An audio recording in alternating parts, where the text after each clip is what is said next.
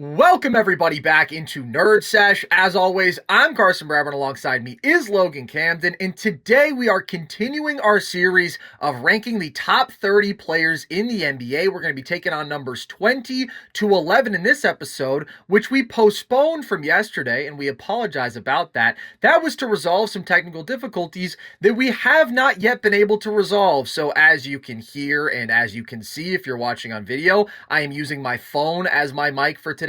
We apologize about that again, but what can I say, Logan? My BBL, it was so powerful, it was so subtle, it was so impactful that it caused all the tech to short circuit, and I'm living in a sort of apocalyptic wasteland over here where my BBL is just sent me back to the dark ages in one way, but in another way it sent me zooming into the future. I think it's a fair trade-off. I think it looks so great, Carson. I wouldn't even Thank worry you. about any of that other stuff. Thank you, Logan. That really does mean a lot. Outside of my BBL, I do want to touch on just a couple things before we get into this show because we're dedicating this entire week to just ranking the top 30 players in the NBA, but the world does not stop moving around that for whatever reason. March Madness has started, which is just fantastic. Best 4 sports days of the year coming in hot. That's awesome. Who do you like there, Logan? We don't really know much about college basketball, but I'm just curious. I mean, I'll sound like a head ass when it's probably going to be Duke or U of A, Yeah, what a but head ass. I am rooting passionately for UVA in the absence of Tony Bennett. It's a little weird not having him as the coach and having this new wave, but I'm hoping UVA can at least make a little bit of a run.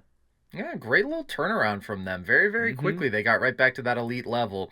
Yeah, I'm taking Duke to win it, which is a basic-ass pick, but I do think Cameron Boozer is the best player in college basketball, and that's the best team in college basketball. I'm so excited. I love March Madness. Even though I'm not locked in during the regular season, the tournament is the absolute best. The magic of it all, the constant basketball, the contrasting styles, you just can't beat it. And we get to watch some great NBA guys because, as we've talked about many times, this is a ridiculously loaded draft class. We've talked about the big three a lot. Get a little A-Cuff in your life too, though. Get a little Kingston Flemings. That's good stuff. That'll go down real smooth. In the NBA world, the unfortunate news that just broke, Cade Cunningham is going to be out for a while with a collapsed lung. Always a scary thing. It's been described as a mild collapsed lung. So that's good. I'm not an expert on the degrees of collapsing that are possible, but I've seen basically the expected return timeline is about a month. He's out at least 2 weeks, so hopefully should be right back for the playoffs, and this shouldn't really end up being much of a difference maker. That's the hope. The other thing that's going on in the NBA that I think is worth addressing, the Lakers, Logan, have really caught fire. They've really caught fire. Oh my God, you can't do that now.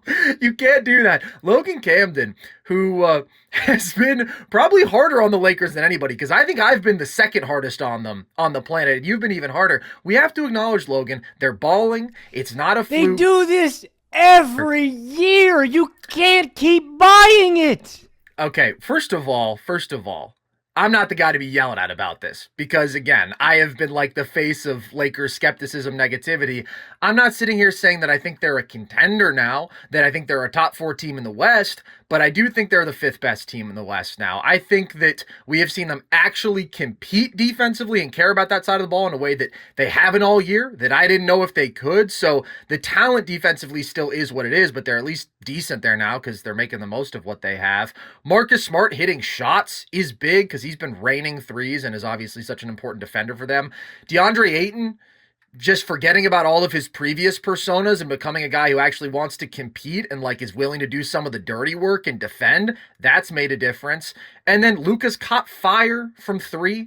We'll see if LeBron ever really is able to totally find his perfect role and rhythm with this team, but you got to give props where it's due, Logan, because everybody's going to be thinking, oh, how convenient. These guys are ranking the top 30 players right as the Lakers are hot, so they don't have to talk about it. I do want to give them props. I've been calling them mediocre all year. I think they were mediocre, and I think now they are reaching their ceiling, and it is a legitimately good basketball team with a ton of offensive talent that is serious enough in these other ways, serious enough defensively, getting enough out of their role players to where they can actually beat really good teams, which they've been doing recently, and they were not doing earlier in the year. Are you going to give them any credit?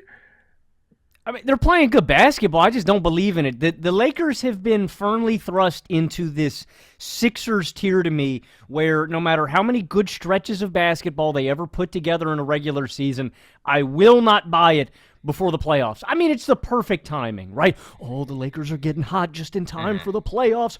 Ooh, boy, are they going to go win the title out in the first round. I can see it coming. Have you read that article from almost a decade ago now about DeAndre Ayton and his multiple personalities? Speaking of cosplaying as a good defensive big man now, which, shout out, like, I'm glad the Lakers are actually caring about basketball now. Right. Have you read that article? That shit is hilarious.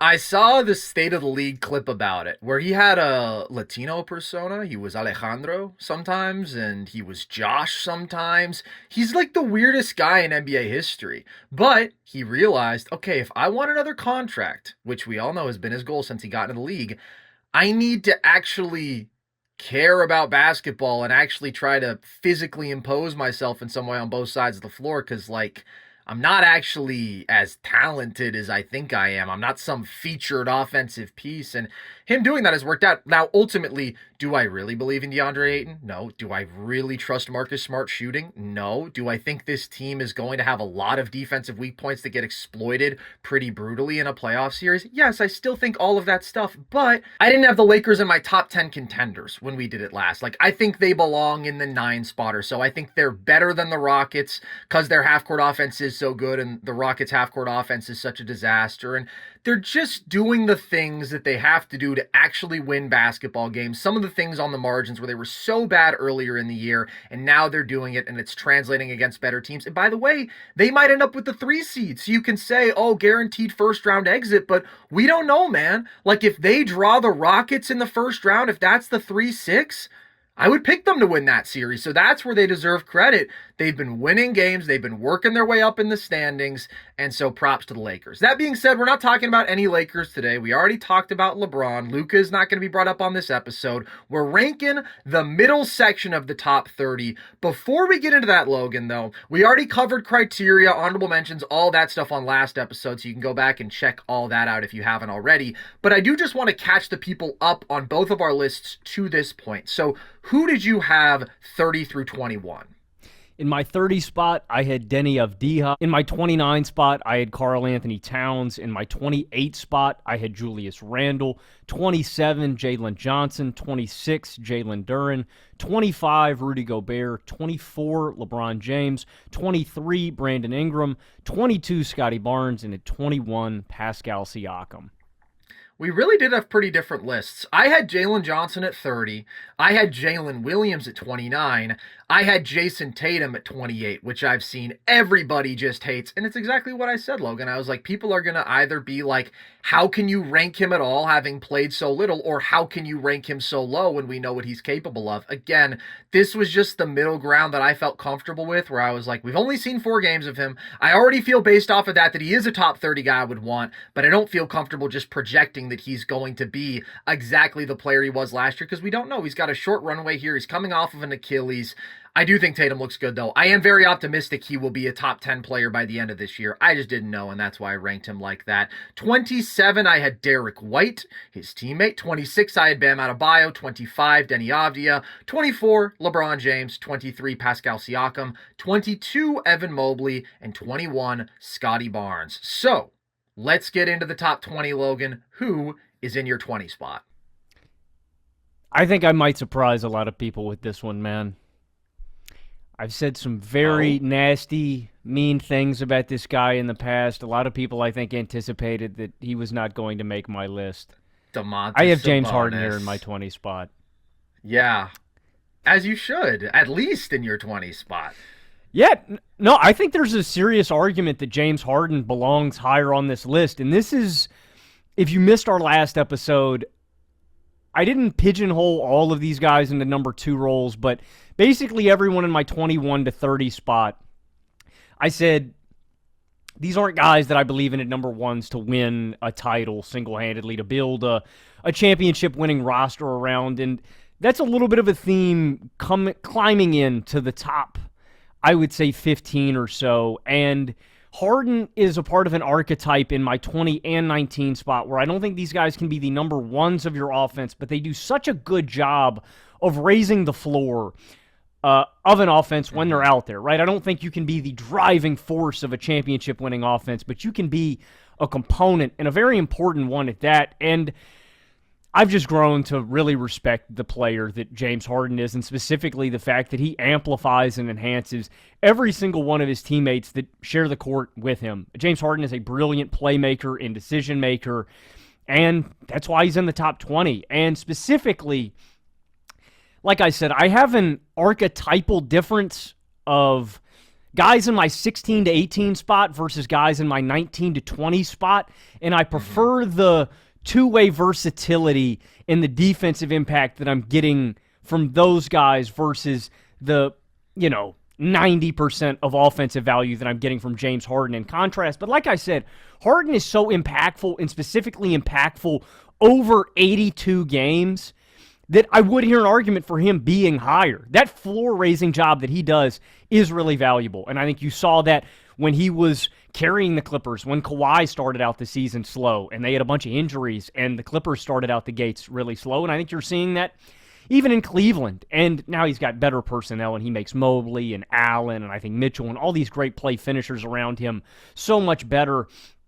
I do think there are guys that overall are giving me a little bit more value in terms of versatility and two-way impact, but Harden is still a really, really valuable asset to have on your team, even at this stage in his career. Outside of the limited versatility and two-way impact, I would say that Harden, I don't trust as much in the playoffs compared to some of these other really impactful offensive players that are going to be higher in my 11 to 15 spots and stuff like that. I worry about Harden protecting the basketball on a game-to-game basis. I worry about Harden really being able to impose himself as a scorer in the same way. I think we've seen this happen year over year with Harden, if it's the physicality, if it's his legs and his jump shot leaving him. And so that's why Harden can't be higher, but Harden is a guy I've been super critical of. I have omitted him from this list in the past. I have had him at the back end of my top 10 point guards, and I think that has been short-sighted of me, frankly, and I don't think I've fully appreciated how much Harden really does make his teammates better and what a brilliant player he is at this stage in his career. He is a master. Harden can make every pass in the book. He knows every defensive coverage. He's just a crafty veteran point guard, and he really raises the floor of an offense and makes all of his teammates better. And as much disdain as I've had for this guy in the past, I do think he's one of the most 20 valuable players in the sport, and that's where I feel comfortable having him here, right in my 20 spot. I have him just one spot higher at 19, so very similar. I just think you really have to appreciate old Jimmy Harden at this point. I know there are people who will take the angle of, oh my God, he bails on every situation, he's never won a title, etc., and I do understand some of the criticisms about his playoff performance that are real and about questioning his attitude, because he definitely has jumped ship on a couple occasions. Nevertheless, what he has shown us as he has gone from team to team in these post-peak years is just what a great offensive player he is, regardless of situation, truly, and how he can elevate any offensive situation and how he can adjust his game to do so. We've talked about this, but looking at all the years from 2022 to now, so starting with, again, really that post-peak Harden, because 2021 in Brooklyn, he was still fantastic, and then he took a step down as a player. But in the years that he's been in Philly and with the Clippers and now with the Cavs, he's shown this incredible ability to, at times, carry these offensive units when he's out there without his co-star and ramp up his scoring volume and still lead you to plus offense as a team. And then when he plays with his superstar teammate, if it's Joel Embiid, if it's Kawhi Leonard, if it's a Donovan Mitchell now, he can scale down the scoring volume, scale up the playmaking volume, improve the efficiency, and lead to these truly elite offensive heights. He's done that in all three of those spots. And he is just one of the best offensive players and creators in basketball. Still, I do agree that he is best served as a second option, but we have seen him lead to very good regular season offense as the leading perimeter creator. And overall this year, the guy creates the sixth most points per game in the entire NBA. Like, the offensive volume is still big for him. He's giving you 24, 5, and 8 on 61% true shooting. He dramatically improved the Clippers offense, did a lot of heavy lifting for them, and now a key part of an elite Cleveland offense that hadn't quite hit their ceiling this season before he got there, and now they really have been excellent on that side of the ball. He is still one of the best on-ball scorers in the NBA. He is a 90th percentile efficiency isolation scorer still, and is number one in ISO points per game. Like, just an absolute master of the craft there, the combination of shiftiness, foul drawing, the step back three. Like, he still has his bread and butter stuff where he's really hard to stay in front of, and even if he's not getting all the way to the rim as much, he's still got like a .48 free throw rate, so he's going to take a ton of free throws. He still makes 48% of his floaters, so he does have that intermediate game that has honestly gotten better later in his career, I would say, and certainly become more of a priority, especially in the playoffs. We've seen him lean on that more, which I think is a good thing. And then he shoots 34% on step-back threes, and he can get that whenever he wants it. So there is still that ability to get to his stuff, produce with volume and good efficiency. He's an elite pick and roll scorer too, like 86 percentile efficiency there. And of course, an elite playmaker out of those play types. Like, one of the best pocket passers to the roll man in general in the NBA, just feeds a big like Jared Allen, fed a big like Zoo before him, the ability to create for those elite shooters in Cleveland. So there's just no doubt this guy is one of the best regular season floor raisers in the NBA. We've seen that so much in recent years. Last season, maybe even more so, because he had to do so much with Kawhi out and was still carrying that team to really good team results because they were an elite defense, but he improved their offense by so much just to get them to this decent floor on that side of the ball. And then as a second option, he has shown the ability to acquiesce. I think he has really fit well in Cleveland so far. And again, that ability to scale up and down the scoring, playmaking volume as needed. It's really a unique and commendable thing. So those are all of the good things about Harden. I would say the knocks are mediocre defense, because although he is a solid one-on-one defender with solid positional size, there are definitely lapses in effort and focus, and I think clearly you can build a very good team defense with James Harden on the floor. We've seen it, but nevertheless, he is a slight negative on that side of the ball, as most really good offensive guards are. The bigger criticism is the regular season value that he delivers has not translated to the playoffs. We have seen consistently inconsistent playoff performance with James Harden. I'm not talking about the dropping in his peak years with Houston. I'm talking about since 2022, which is, again, when I look at this like new phase of Harden's career. He always starts series hots, man. Like, he truly does. He comes out the gates, and in game one, you think back to the Philly series against Boston, he lights them up for like 46. You think about game one against Dallas in 2024, he goes crazy. Game one last year against Denver, he goes crazy. There's like a pattern that you can follow, and then game twos, he cools down. I mean, there's this very on and off dynamic, but the overall trend is he starts series, very good. He ends series, pretty bad. And I think it just comes down to teams getting used to his tendencies, because although he has added more of an intermediate game, he does still have a relatively predictable game. I mean, he gets into a certain offensive rhythm and gets to those few go-to moves that I think defenses can get a beat on over the course of a series, and more so probably just ramping up physicality, kind of wearing on him over the course of a series. We've seen him really struggle, particularly with these really athletic perimeter defenses and really athletic teams in general. He's had some finishing issues in the playoffs around the basket, and like, that's just a real concern. Over these years since 2022, in games 1 through 4 in the playoffs, this is over 6 playoff series, Harden gives you 22.5 points per game on better than 59% true shooting. He's really, really good. In games 5 through 7, 14.2 points per game on 49.2% true shooting. In the 2 game 7s we've seen, he has like been truly, truly awful. I just think he is such a good offensive player that I couldn't have him any lower, but there is an ability to sort of take him out of his element, take him out of his rhythm, take him out of his game, and there is a reliance on the step back three where if that leaves him or if the floater leaves him for a little stretch, like, we've just seen too many lulls. We've seen too many times that downwards trend within a series. Nevertheless, his offensive value is so great, and we've seen it translate to so many different situations that I think he's got to be a lock for your top 20. In my 20 spot, I have somebody who I know you do not have on your list. and that is Zion Williamson. And I've done some thinking about this, and I've started questioning, am I still just too high on Zion? Like, am I sort of still in this place where the ability is so marvelous, but I'm overestimating what it logistically looks like to build a really good team around Zion? Like, is that more challenging than I'm giving it credit for when I still have him in my 20 spot? I think there's a very strong case that yes, I am. I think most people are going to look at this and say Zion at 20 is too high. What I do want to be clear about is my criteria explicitly says that we're judging players presuming health. So if not for that, even though Zion's been healthy this year, you just can't trust him to stay healthy, and so he probably wouldn't be on my list if I were considering that. But I'm not. I'm talking about these guys when they are at their best, when they are physically in good condition. Now, I do think one fair knock on Zion is, given his conditioning, given the concerns about injuries, is this a guy who can play 30 plus minutes a game for you to deliver the sort of value that certain guys are just on the floor more? Because we've seen back-to-back years now where it's oh, he's putting up these ridiculous per minute numbers, but he is only playing 29 minutes a game. That's not a coincidence.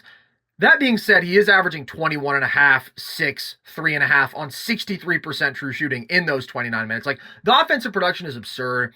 And I was just watching him against the Mavs the other night, and he is just destroying their bigs off the bounce. He is such a ridiculous paint scoring talent. The combination of ball handling, first step, force, leaping ability, touch as a finisher that he has, the agility in the air, he was built to just absolutely destroy teams downhill over and over again. And he's been capable of doing that since the second he set foot in the NBA. Has he really gotten better?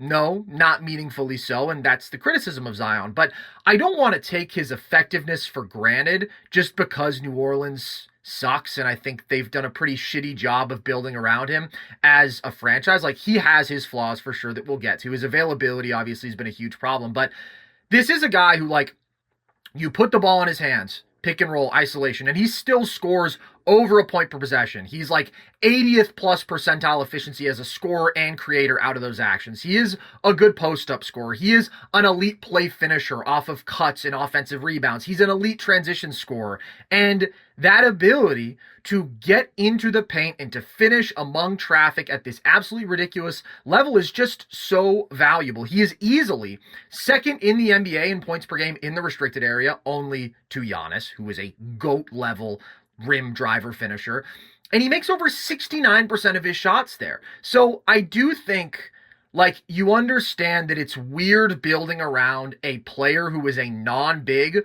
who wants to have the ball a lot and who has to get into the paint at all times, who has to get to the rim to be effective as a scorer. But I also think you have to appreciate how valuable that one skill is. It's one of the most valuable single skills in the NBA that any player has. Zion's ability to pressure and finish at the rim. And it's not just the finishing ability, getting to the line and making free throws at a career high rate. He's always been a massive free throw generator, because how do you guard this guy without fouling? But 0.56 free throw rate this year, and actually converting them at almost a 72% clip. And he's a good passer, is something that Zion often doesn't get enough credit for. He's somebody who you can put the ball in his hands, and again, he's going to create for teammates as well off of the attention he draws. He's a pretty low turnover player, just about 2 a game, so that improves his efficiency as an offensive player. I just think the combination of elite on-ball scoring, good play finishing, and the ability to facilitate with this guy is really nuts. He is always a very efficient, extremely productive offensive player. There are so many nights when you look up and it's Zion played 28 minutes and he had 27, 7, and 4, and he missed 3 shots. Last year he was better than this year, and I think the biggest difference has been his touch was so good last year, and it seemed like a real layer he had added to his game where he was relying on those touch shots more, and he was shooting 49% on twos outside the restricted area. That's down to 39% this year, and so I think you've seen a little bit of dinged his effectiveness because of that, but he's still just so great as a scorer and an offensive player. It's last 5 games, what I'm talking about with these lean, crazy, efficient performances, he has 101 points with 14 missed shots. Just go look at his box score. He shoots 70+% from the field so often and gives you 20+ points in about as many minutes. So that's just the monumental talent that he is. But again, the touch hasn't been as good this year. The defense is very mediocre. You have questions about what physical load he can take, how many minutes he can play. And then there is the weirdness of a team build, knowing this guy is a negative defensively. So where are you going to fit him in there? You just have to prioritize a lot of perimeter athleticism and like rangy wings defensively. You want a big who can protect the rim and shoot. You want one ball handling guard, but you want Zion to be able to have the ball a lot. Like, I think that is as big a criticism of him as a basketball player as anything. It's, yes, he's this incredible talent. How many teams does it fit with? How realistic is it to actually make that work at a high level? And I totally understand that. I do want to give him credit, though, even though the Pelicans have sucked these last 2 years, for how he has improved that situation. And it's like, even when he plays this year, they're only 21-32. Like, they've still been a well below average basketball team. But without him this year, they're 3-14. Without him since last year, they're 14-55. Like, they have been a complete train wreck without him. He has at least gotten them to respectability. But we've also seen a lot of mediocre teams with Zion as the number one. I don't think that's a coincidence, but I also think New Orleans has built horribly around him. I think they've made a lot of miscalculations, just a lot of misses in general, and now beyond like the DeJounte trade, which obviously didn't work out, and a number of missteps, drafting Derek Queen as the center to play alongside him when like they are just so clearly such bad fits together, and Queen doesn't do any of the stuff that you want a center to do to complement Zion. Like, I just think they bungled building around him. Now they've deprioritized him, and he's just sort of stuck in this limbo of like, I'm still a really good player, but what is it actually going to lead to with this team? I don't know. I'd like to see him in a different situation, but it wouldn't necessarily be super easy to find that perfect situation. That's why I get you being lower on him. I agree. I mean, I think public opinion and public perception of Zion could really change if they found a new spot for him. I do think that he can kind of get underappreciated. I mean, you said my favorite thing about Zion, and it is the fact that he completely understands where his value is coming from, and he is completely... like, he just has such a perfect shot diet. Zion doesn't try to ever force the issue with bad looks. Like, it's just so funny. Like, anytime I go and watch clips of him, you go to NBA.com, you can watch the, his shots from like the last game or whatever. It is all, I'm catching the rock, I'm taking one dribble, I'm going up with it, I'm catching the ball, I'm jumping straight into a big man. Like, and it's effectively unstoppable. It is. And that's why I think... I agree with you. If I had Zion on my list, this is the pocket I would have him in, where he is such an effective secondary offensive guy. And it's very different from the value that you're getting from a James Harden, right? Because Harden is playmaking and finding his teammates. Zion is so unstoppable and effective as a scorer. This is the exact range I would have him in. And the point that you made at the end is what I keep coming back to with Zion, where I think put him with a playmaker, a really high-level point guard that can find him and put him in his spots. Because that's the other thing that is so impressive to me about Zion's effectiveness. Even with lackluster talent in teams around him and, nobody else that can really enhance Zion, there's no way you can slant your defense to slow him down. There's no gimmick that you can employ. Zion is going to get whatever he wants, however he wants it. He's going to get the efficient 20 to 25 a night, and he is unstoppable. And this is without someone that really makes him all that much better. I think you put him with an elite playmaker or passer that could really hit him in his spots and find him. How much more efficient does this guy get? How many more points does he score a night? I agree with you. The roster construction build around him is strange, and I don't really know what value he would command on the open market, but I so desperately want to see him in a situation like that. In one of two situations, really. An offensive situation where there is a really high-level decision-maker and playmaker that could enhance him and just put the ball in his spots, or a team with a really good defense behind him where Zion is the lead offensive guy, and he's not really responsible for that. It's funny, you're saying you may be too high on Zion. Anytime I watch him, I wonder, am I too low on him? Should I have had him in my top 30? I just want to see him in a different spot, and then I feel like I'll really be able to gauge what his impact on winning is. And I feel like I would be swayed. I feel like I would be moved if we saw him move to a better situation, because then it's going from, the guy's giving you one of the most efficient 22-point-per-game seasons in the NBA right now, but he's doing it on a 50-win team. I think a lot of the Pelicans overall slant the perception of Zion. Yeah, they've He's done one a of the most bad interesting job. players in basketball, man. I am praying to the basketball gods that.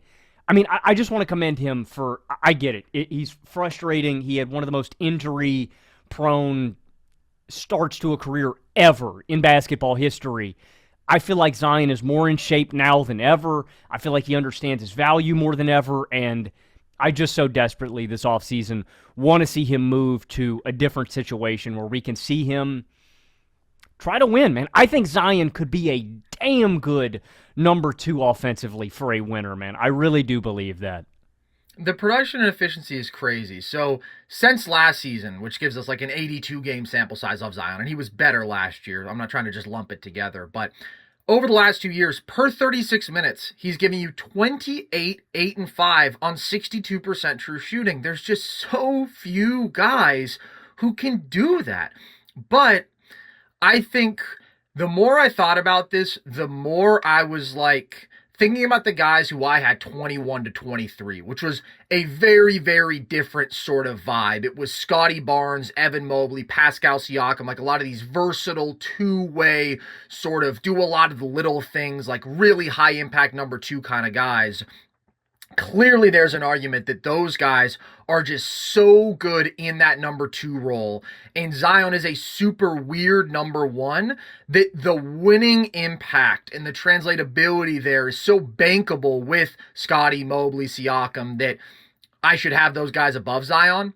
And I kind of talked myself into that's probably right, but I already put Zion at number 20, so I can't change it. But he probably should have been like 23. But what's done is done, and I do think there is clearly an argument for him at 20. I do think, even though I completely agree the Pelicans have not done him justice at all, he is probably more individual Marvel talent than great team building block at this point. But the effectiveness that he does have in a vacuum is so impressive. And he does have such a unicorn skill set that if you can put the right personnel around him, like the ideal sort of build we're talking about, where you get one good ball handling guard who can create for him and take some ball handling creation responsibility off his plate, and you put good 3-and-D wings around him, and you put a big who can protect the rim and ideally stretch the floor too, just because you want to put maximum shooting around Zion. But even if it's a guy who's just really good in the dunker spot, whatever, like Zion can create for him with laydown passes and whatnot as a driver, like that vision, it still feels to me like Zion could be the best player on a really awesome team. But instead, the Pelicans have put a bottom 5 shooting team in the NBA around him and paired him with a really bad fit at center, and the decent guards they've acquired have pretty much been hurt all year. So I want to hold out some hope for Zion, but I also think this story probably doesn't end with an upper half outcome. If you're going to simulate Zion's career 100,000 times, I don't feel like we're on the trajectory for one of the top 50,000 outcomes. And we talk about seeing him in a different situation. I think he's really hard to trade because everybody is constantly going to be worrying about those looming injury concerns. And in some ways, I wonder if we're a year away from me just sort of like throwing in the towel and being like, Zion is in this pool of the immensely talented but flawed and weird enough stars where they're just too tricky to build around in today's NBA that I should knock him more than this. But he's just so good. Just whenever I watch him, I'm just like, this guy is an unbelievable offensive talent. So I did end up landing with him in my top 20 still. Who is in your 19 spot, Logan? In my 19 spot, I have a guy having a career year. I have Jamal Murray, and I would have no qualms. Same thing I basically said with Harden. This is an archetypal sort of argument in difference, but with the career year that Jamal Murray's having, I would hear an argument if you wanted to have him higher than this. I mean, I think this is by far the best regular season of his career. Murray's given you 25 points, 4 boards, and 7 assists on 48, 42, 88 splits, 61.3% true shooting. And I think a lot of people, the knock that they would have on Murray, oh, he's a number 2. He gets to play with the best offensive player on the planet, arguably, in Jokic. And to that, I would say, Murray has led to great offensive results this season, even without Nikola Jokic on the court. And that's the most important thing to me. Without Nikola Jokic, the Nuggets have had a 119 offensive rating with Murray alone on the court, which is so impressive to me and something that I would have been skeptical of Murray doing in years previous. He has been so damn good as a shot maker this year. He can fit within the flow, and I think you see that obviously with his fit with Jokic too, but he's not like this complete black hole ball stopper. The guy's shooting 43% on catch and shoot threes. He's also shooting 43% on pull-ups, 42% on pull-up threes, and he's 45% out of the mid-range. I really hope Murray carries this into the playoffs because he is the secret weapon, so to speak, that is going to unlock and make it possible for Denver to contend for a title this season. He really does make that difference. He was the difference in their title run, and I think he is the second most important piece on that championship recipe. The only reason Murray can't be higher with this career year for me, one is, like I said, there are other guys that just bring me way more defensive value. Murray is not a defensive plus by any means. And I still do worry a little bit about Jamal Murray when it comes to the best of the best defenses that he would be matched up against in the playoffs, where inherently, and Murray's giving you 8 points in the paint per game. I think he's been really good out of the pick and roll this season, great out of isolation. Murray inherently lives on a tougher shot diet, which leaves a little bit more variability game to game on his impact and especially his scoring production, especially when we're talking about the best of the best defenses, right? Against Minnesota since 2024, he's at 22 points per game on sub 55% true shooting. This year, he's fried them. He's torched them every time they've matched up. And he's been great against better defenses this season. I think that's reflected in his overall regular season output more so than years previous. But like I said, with his shot diet, I just do worry about him a little bit more. He's not a guy that has athletic, explosiveness or something that's going to translate in that way. He's going to have to be on and nails as a tough shot maker. Can he do that? Wholeheartedly. And if he does, I think there's a definitive argument for him being top 15. I mean, he could just be undeniable as a tough shot maker and playmaker this season that he has to be there. But I am still a little bit skeptical with some of his previous track records against the best of the best. And again, I mentioned this in the first episode. I am starting this from a point of 82 games and a full playoff run, and I'm starting from scratch, starting from zero. And so it's mainly an archetype thing where I feel like guys above him are giving me more two-way value. They're defensive anchors and building blocks, and they're still malleable and complementary offensive pieces. And then guys higher than Murray, I do just trust them as offensive number ones in a playoff run a little bit more than Jamal. But I couldn't leave him off this list. This is the best regular season of his career, and he's tearing people up. So I had to have Murray here, but this feels about right with some of his limitations and some of my concerns with his game heading into the playoffs. Very similar start to this episode, Logan. I have Jamal Murray at number 18. He is just such a great offensive player, and what a season he's having. Like, after last year, I feel like my opinion of Jamal Murray as a guy who owns a shirt that says, "This guy loves Jamal Murray." He's been one of my favorite players to watch in the NBA for a long time. I was lower on him than I'd maybe ever been before because we had seen back-to-back postseasons in which he had struggled. And then he comes out this year, and he's just having career seasons across the board as a scorer, as a shooter, as a playmaker, taking on a level of offensive burden that is so significant and really excelling without Jokic in a way that we've never seen before, while he's playing off of Jokic better than ever before and leading to heights of team offense when they're out there together that are higher than they've ever had before in the regular season.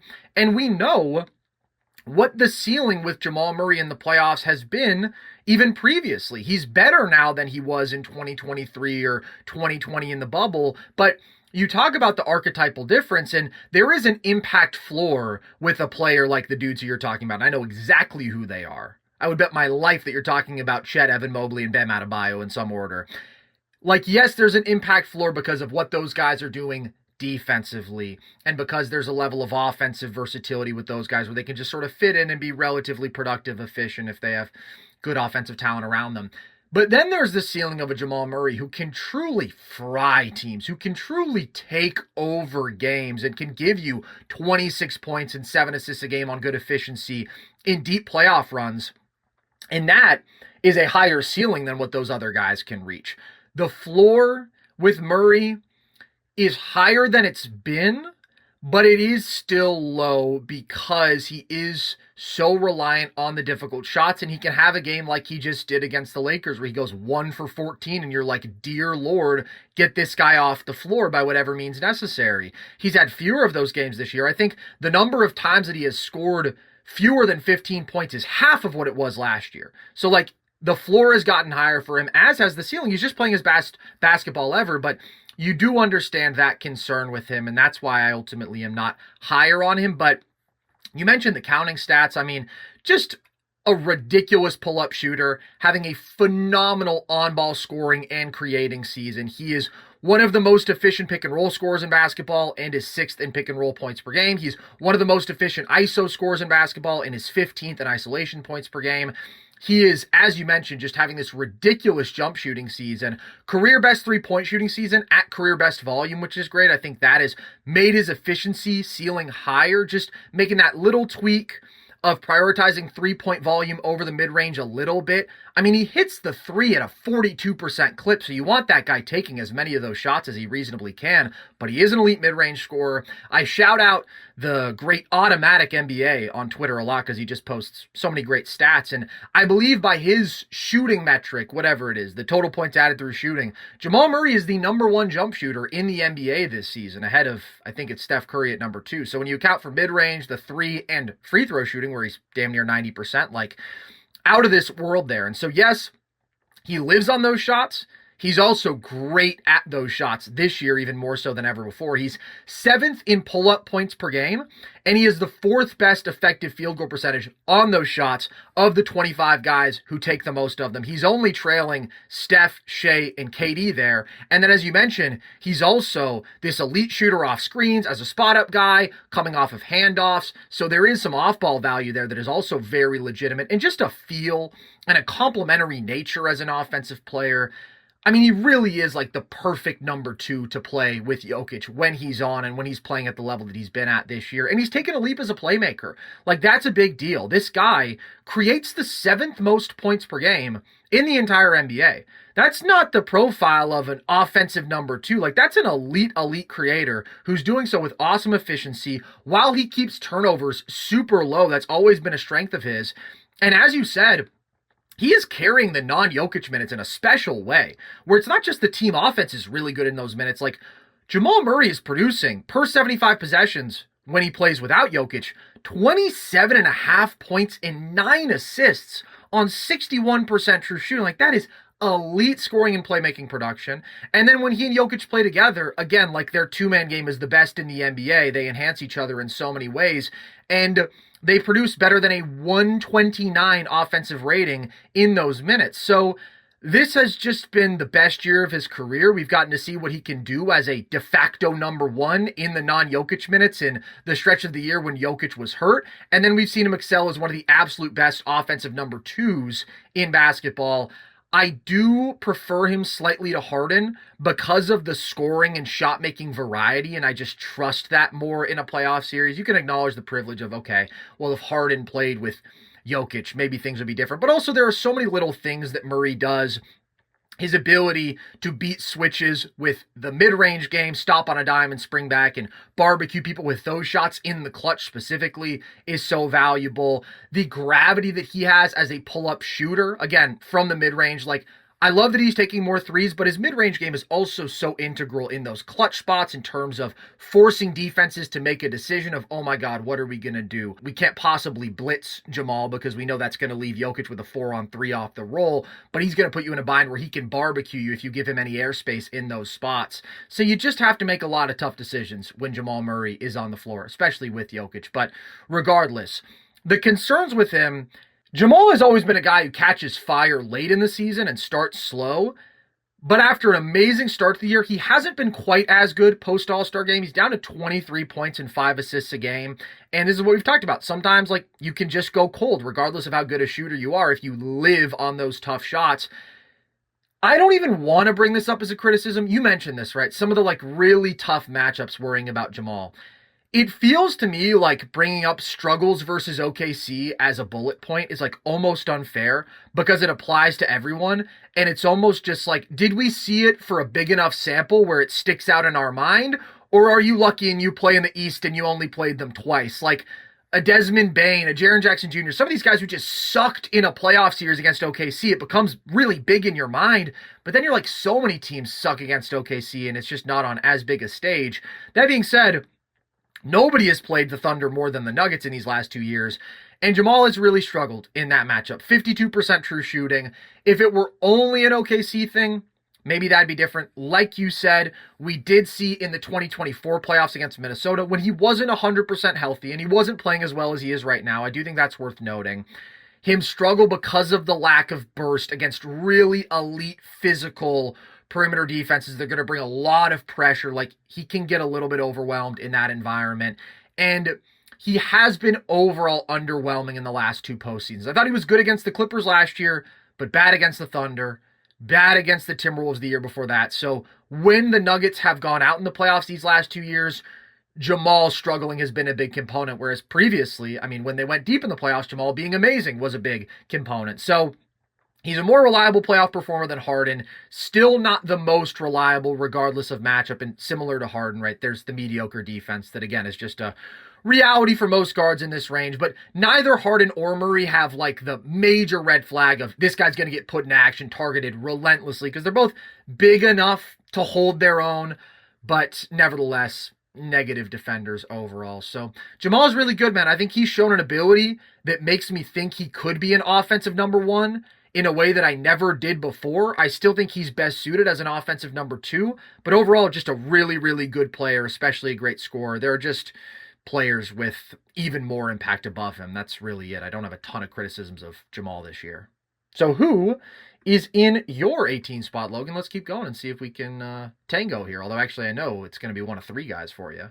Yeah, and I know that this guy has already been discussed, so I'm not going to spend a ton of time. We already talked about him on last episode a little bit. I have Bam Adebayo here in my 18 spot, and Bam is Miami's defense. He has been for quite some time now, and specifically, that is why Bam ranks so high for me, even though Bam does have real offensive limitations. And I get it. He scored 83 points. I know. I watched the game. Bam is obviously a flawed offensive player, right? Before that game, he was averaging 19 points per game. He's up to 20 now because that's how averages work. But pretty good. Bam's nowhere near as impactful offensively as guys like Murray, like Harden. But Bam allows you to build kind of whatever team you want around him because he is so damn good defensively at the 5 spot or the 4 spot if you wanted to slide in Khalil Ware. There's just a certain amount of malleability that I appreciate with Bam and how switchable he is defensively and how he can guard 1 through 5. That really matters to me in a big way. And we've now seen Bam, you go back to his Jimmy days, to now, Bam's offensive game isn't perfect, but it's versatile enough where he can coexist alongside another guy as your number 2, as a roll man, as a pick and popper, but he can also take on a portion of the pie offensively if you need him to step up and not be the lead guy, but be a part, a top 3 guy where he can take more shots and give you decent enough value and volume to warrant giving him more touches. Obviously, that's not his ideal role, but with this combined, he is just giving me a ton of value and a ton of versatility that really matters to me. Now, when we look at Bam in comparison to these 2 other big men that you've alluded to and why he can't be higher, it's really a few reasons to me. One, Carson and I mention this all the time on the show, Bam has, year over year, taken a step back as an elite rim protector in a way that he's not an elite rim protector anymore, the likes of Mobley and Holmgren. Mobley and Holmgren, I'll talk about this in a minute. Holmgren is number 1, arguably the best rim protector in basketball, not named Wemby, right? Mobley is top 10 in that regard still, even by the percentages. Bam's not there anymore. Also, well, Bam has never been there. I mean, Bam has never been an elite rim protector. He used to be a good rim protector.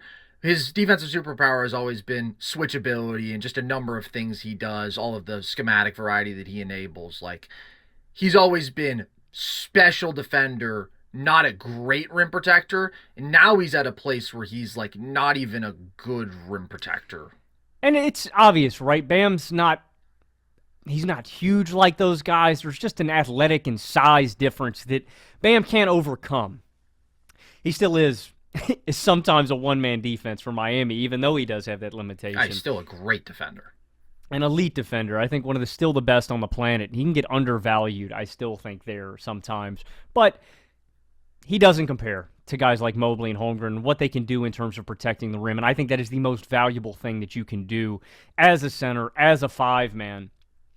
Also, interrelated with the size and athletic limitations, too, there's just an ease of offense with both of those guys that I feel like I am getting with, in comparison to Bam, as rollers, right? Where Mobley and Holmgren can just catch sometimes and yam easy stuff because they're so coordinated. They're so long.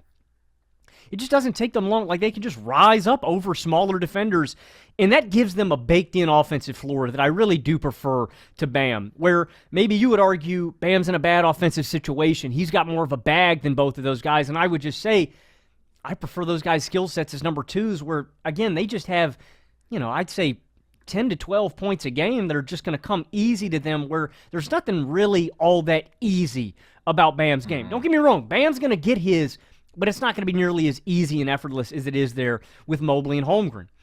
Also with that, I prefer both of them as shooters.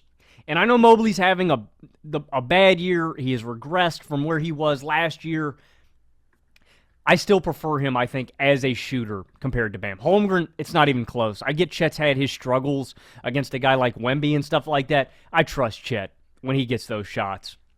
And there's just I still think a fluidity and a creation difference between Bam and those two other guys. But they're all largely in the same archetype.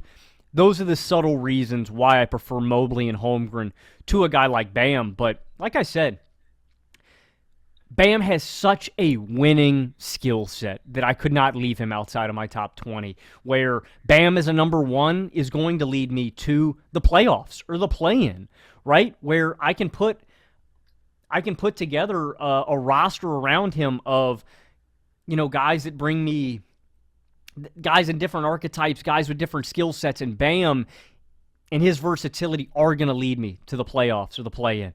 But with Bam as a number two, where Mobley and Chet are cast in, Bam is a real elevator, and I think a ceiling raiser to a championship team where you saw with him and Jimmy Butler. And so I just really do value Bam's versatility, malleability, and his winning skill set in a way where, don't get me wrong, he has his offensive shortcomings.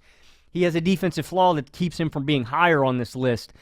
But he is so great in totality that I had to have him here in my top 20. Bam is improving the Heat by nearly 12 points per 100 possessions with him on versus off the floor. And I really do feel like you see that fleshed out in Miami Heat games. So I love Bam. I think he can get underrated at times. I think, ironically, with his 83-point game, he's getting overrated in some circles. But this feels about right for him. And I just think Bam's a winner, man. So he's in my 18 spot. The conversation between him and Chet and Mobley is interesting. I talked about this some last episode. Really, between him and Mobley, to me, Chet is in a bit of a different conversation right now because he's just been so efficient offensively and is the best defender of the three, first of all. But offensively has reached a level where he's an awesome play finisher. He's not having his best three-point shooting season, but we know he's a really good jump shooting big. He's having an amazing intermediate season. So he is a guy where I know I'm getting top 3 defense on the planet, and then I'm also getting a guy who can be productive as a scorer and do it at 66% true shooting, super efficient. Mobley, though, is not at that level offensively this season. He's had more flaws, and so between him and Bam, I was really how much of the difference in efficiency between these two, with Mobley having the advantage there, is due to situation, is due to Mobley having better opportunities created for him, less of a burden on him in a better offensive situation, versus how much of it is skill set, where although Mobley is not an elite play finishing big like a Chet, I do still think he has a better play finishing skill set than Bam. That's really what I was trying to negotiate. I do think Bam would look better offensively in the sense that he would be more efficient in a different situation, but I do still think it is inherent to his game at this point that, like, he does love to take a lot of intermediate shots, a lot of jumpers, and he's just not that good at those shots. Now, the ceiling on a really good day for him is high. I mean, we saw it once, but like just generally, you're talking about the differences in skill sets between Chet and Mobley. I don't care what the situation is. You give Chet and Mobley their own team. You say we're playing the Washington Wizards. There's not a world in hell in which they're scoring 83. Now, would I have said the same about Bam Adebayo coming into the year? Almost certainly. But if you were going to ask me who's the most likely of the three, I definitely still would have said Bam, because there is a level of self-creation, the mid-high post game with him, which he goes to at volume, the ability to draw fouls, generate free throws as a driver. Like, there's just more ways for him to get his own stuff than with those other two. But then you also have to ask, like, is that actually that meaningful when Bam can score 20 a game, but he does it at 55% true shooting? And yes, he's ramped up his offensive aggression, but he ends up taking a lot of shots that really aren't very good shots. I ended up landing on the side of Bam is in part a victim of his situation offensively, but there are also flaws to his game that I think are less seamless if you drop him into a better offensive situation than what we've already seen from Mobley, especially what Mobley did last year. Chet, again, I think is kind of on a different level this year, but Mobley versus Bam is a real conversation because, as we talked about, I mean, Mobley's free throw shooting being so bad this year, his three-point shooting being so bad. I will disagree with you on the jump shooting point. I definitely think that Bam is a better jump shooter than Mobley, but neither of them are good jump shooters, and Bam lives off of the jumpers a lot more, and I don't really like that. So that's why I ended up with Bam a little bit lower in my 26th spot, I believe, as we discussed. But he's a great, great defensive player. I don't want to, like, harp on the rim protection thing and make it sound like that means that Bam isn't an elite defender. It's just a difference between him and a lot of the other great defensive bigs. And it is worth noting, like, it is a reason that there are more valuable defenders than him because it is the most important thing you can do, but Bam does so much other great stuff defensively. So, let's just keep going, Logan. Let's stay with this trinity of bigs. Who's in your 17 spot? So this is where I have Evan Mobley, and like I mentioned, I mean, the big difference is really the rim protection element for me. He is 8th in at-rim defensive field goal percentage differential. He's holding guys 11.3% below their average at the rim. And one thing I am optimistic about, and it is a luxury that Evan Mobley has that a guy like Bam Adebayo doesn't have, is his fit with James Harden. Oh my God, man. Harden can just drop some beautiful teardrops. I mean, whatever. He's got every pass in the book. And Evan Mobley, I think, is fit to eat the rest of the season into the playoffs with a guy like Harden. And again, that's a subtle difference. It's a luxury, like I mentioned, that Bam doesn't have because he doesn't have an elite playmaker and passer like that. But Mobley can just feast and get, if he catches the ball, he's just so long and so athletic that you're not doing anything with that, man, unless you're Wemby, you know, or you're Chet or one of these elite rim protectors. Like, there is just a complementary offensive floor with Mobley as well, along with the rim protection, where Mobley is at 1.9 blocks per game. I'm disappointed, though, admittedly. And if you had asked me a year ago where I would have had Evan Mobley, I think I don't remember exactly. I might have had Mobley above Donovan Mitchell, and I was high on Mobley. I still think he's a really, really impactful defender. But basically, everything he did last year, I think he's taken a slight step back, where defensively, it's not, the defensive impact isn't as big of a drop-off, but I think he's been slightly less effective there. And then offensively, he's just completely regressed, where the only area that I think I'm actually satisfied with Mobley as much offensively is him when he has the ball in his hands and some of his playmaking. That's about it. Everything about putting the ball in the basket, I have been so woefully disappointed with. Where last year, if you had asked me, what's next for Evan Mobley? I would have told you shots off the dribble, post-game, really being a reliable knockdown three-point shooter. Basically everything with his touch, and I would have told you this is a guy that is slowly climbing into these top 10 conversations. I'm not there with Mobley anymore, and I am kind of coming to the point where I wonder, is this guy just not coordinated enough to really get there? And I'm not saying that Mobley's going to be great, and I think Mobley is going to be in these top 20 conversations for a very long time. But I have slowly cooled off more and more with his offensive game, where I anticipated a top 10 sort of ceiling for Mobley. And I'm just coming back down to earth where I don't think this guy is ever going to be a number one offensively. And I'm accepted that. But he is still a damn good number two, even with some of his offensive shortcomings, where he provides me a really, really high defensive floor and defensive ceiling, where he's super switchable on wings, and he is an elite rim protector. But I also have to recognize, and you mentioned this with the efficiency, and that's why if someone wanted to have Bam above Mobley, I don't know how much I could push back, because I think, like you mentioned, Bam's percentages aren't really a byproduct of him being a bad offensive player or not having skill. It's his situation. He just has to take tougher shots. And now Mobley's got guys like Mitchell and Harden who can spoon feed him easy looks routinely. They're going to boost his averages. Mobley is a really impactful, and he's a great number two. I'm just disappointed. I was expecting him to climb higher and higher in these conversations, where I think he was my 14th player last year. I just don't know. I don't know if that's actually on the table for Mobley, and I don't know if... I think he can get back to being a 35 to 37% three-point shooter and a really good catch-and shooter, and he's still a solid post scorer and player there, but I wonder if I was just too lofty in my expectations, where I look at... I mean, like you mentioned, I think there's a real difference. Even though I only have them separated by one spot, spoiler, Chet Holmgren's in my next spot, there's a real gap there in terms of fluidity and my trust and my coordination with Chet and the ceiling that I anticipate with Chet, where I think he's going to get better and better.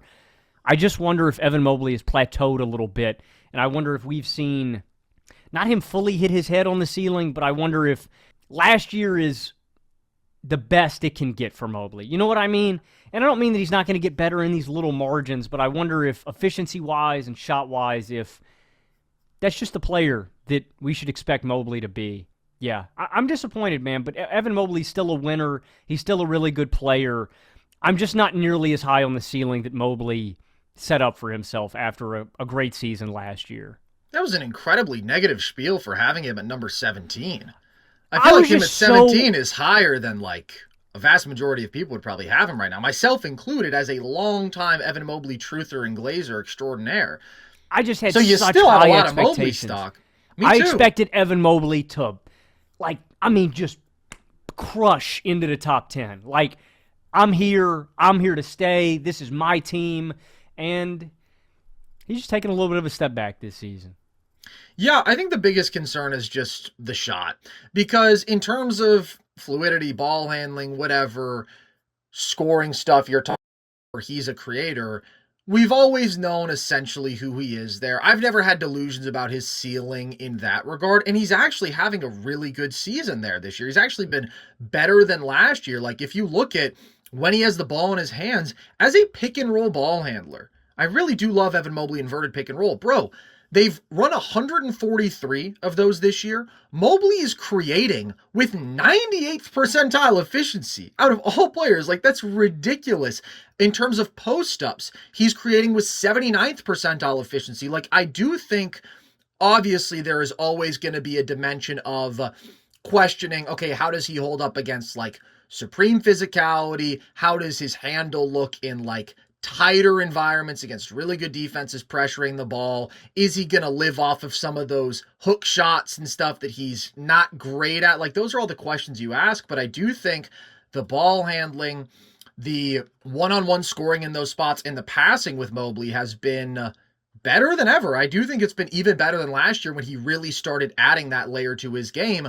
The problem has been the inability to finish plays at the same rate. Hasn't been quite as good as a finisher off the roll, but even more notably, like the three-point shot and the free throw just cratering. That's where there's such a big difference in the confidence I have between him and a guy like Chet. Even though we've seen Chet's shot leave him in the playoffs, like, over a big sample size, he showed himself to be a good shooter, and, like, the mechanics are just a lot smoother and better, even though I still have a couple of things I'd like to change with Chet's mechanics. But, like, He's clearly a much better shooter of the basketball. That's a big difference between these two. If Mobley gets back to a place where, like last year, he's shooting 37% from three at different volume, I think he can very easily get back to being a top 15-ish sort of guy in terms of impact, because he is a good passing big. He is an elite rim protector. He's a very versatile defensive big. He does so many things that complement other players and that make any good team even better and take them to elite heights. Like,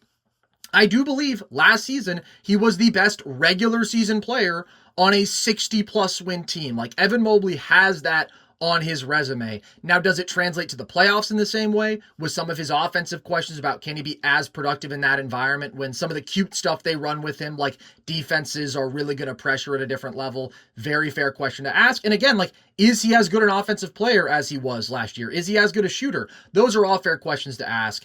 I still think the impact floor with him is quite high.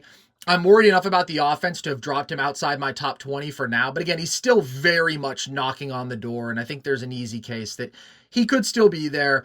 And I'm hopeful that he's going to really hit his form in the home stretch of this year. Since coming back from injury, I do think he's playing the best he has all year. I think he's been more aggressive, which is often one of the biggest things with him. Like, he's had some real monster performances where he is shutting down the rim defensively. He's asserting himself offensively. He's dictating the glass. And I love that version of Evan Mobley. It just hasn't been quite as consistent this year as last year. And that's where I do think, like, Chet has separated. Whereas last year, I had Mobley above Chet. I think Mobley had the better season last year. This year has definitely been a reversal, both due to Chet getting better and Mobley regressing a bit from last season. But in terms of how I view him as a player, not that fundamentally different. I'm probably a little bit less optimistic, like you said, but progression isn't linear. We have seen Mobley flatline before and then take a big leap like he did last season. So there's just so much talent with him that I do remain optimistic about the player. In my 17 spot, I have Jaylen Brown.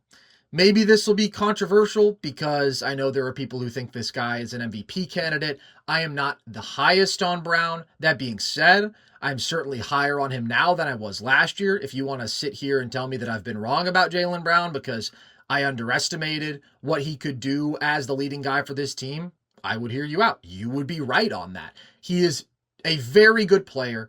I do still have some criticisms of him that makes me a little bit lower on him than the consensus, but you acknowledge the production. I mean, 28, 7, and 5 on 57% true shooting for an elite basketball team is super impressive.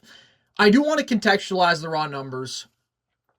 There is an incredibly high usage rate with Jaylen Brown this year. He's top 3 in usage percentage in the NBA, only behind Luka and Giannis. So whenever you look at counting stats, that's important to consider. He's a very high turnover player. He is a slightly below league average efficiency scorer. So in terms of points created per game, he's 12th.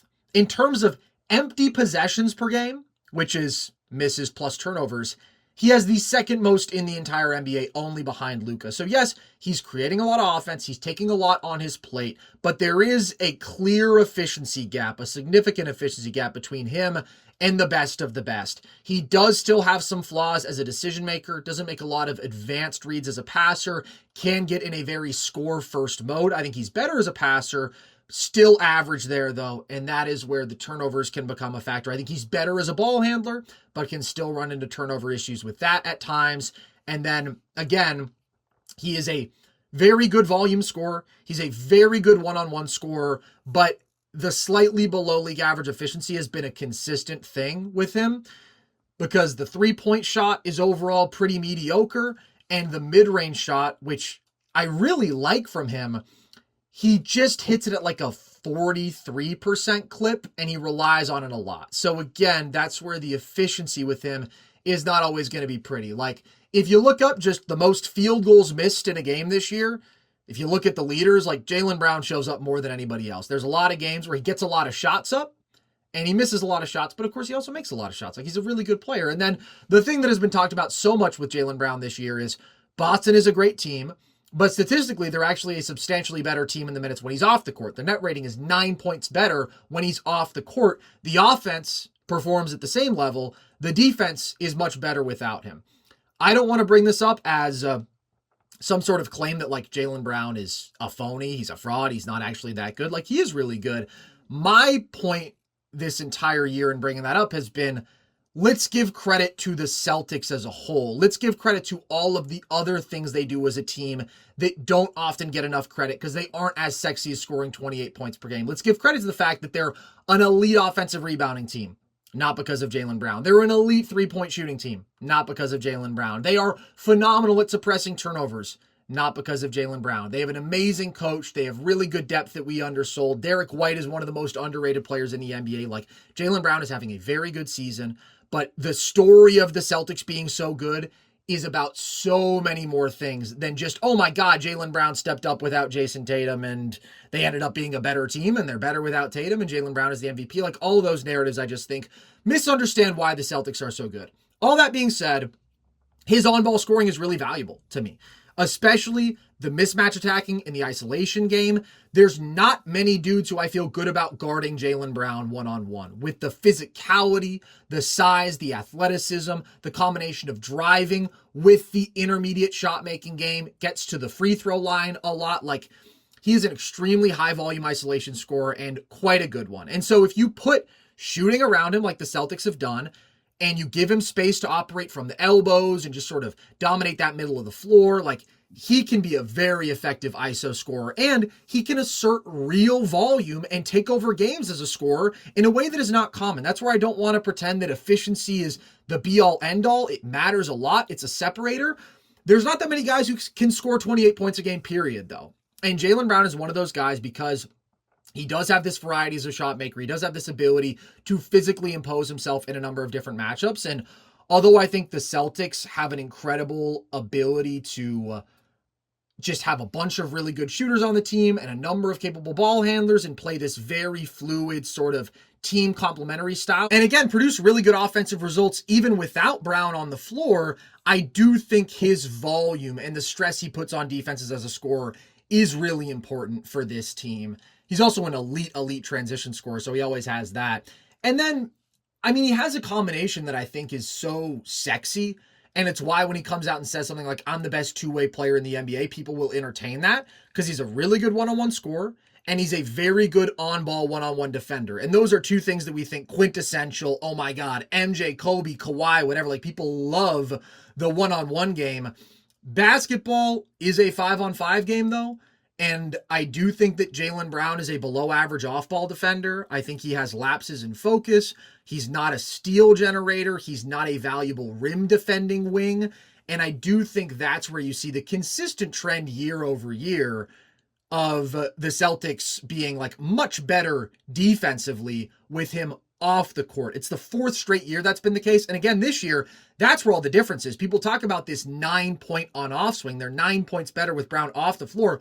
All of that is happening on the defensive end. And that's not to say that he's a negative defender, but is he an overrated defender? Yes. That being said, when I compare him to Murray and Harden, the guys in my 18-19 spots, who I think are substantially better playmakers, more efficient scorers, probably just better offensive players overall, I would say especially in a regular season, I feel a good bit more confident in Brown's playoff scoring translating.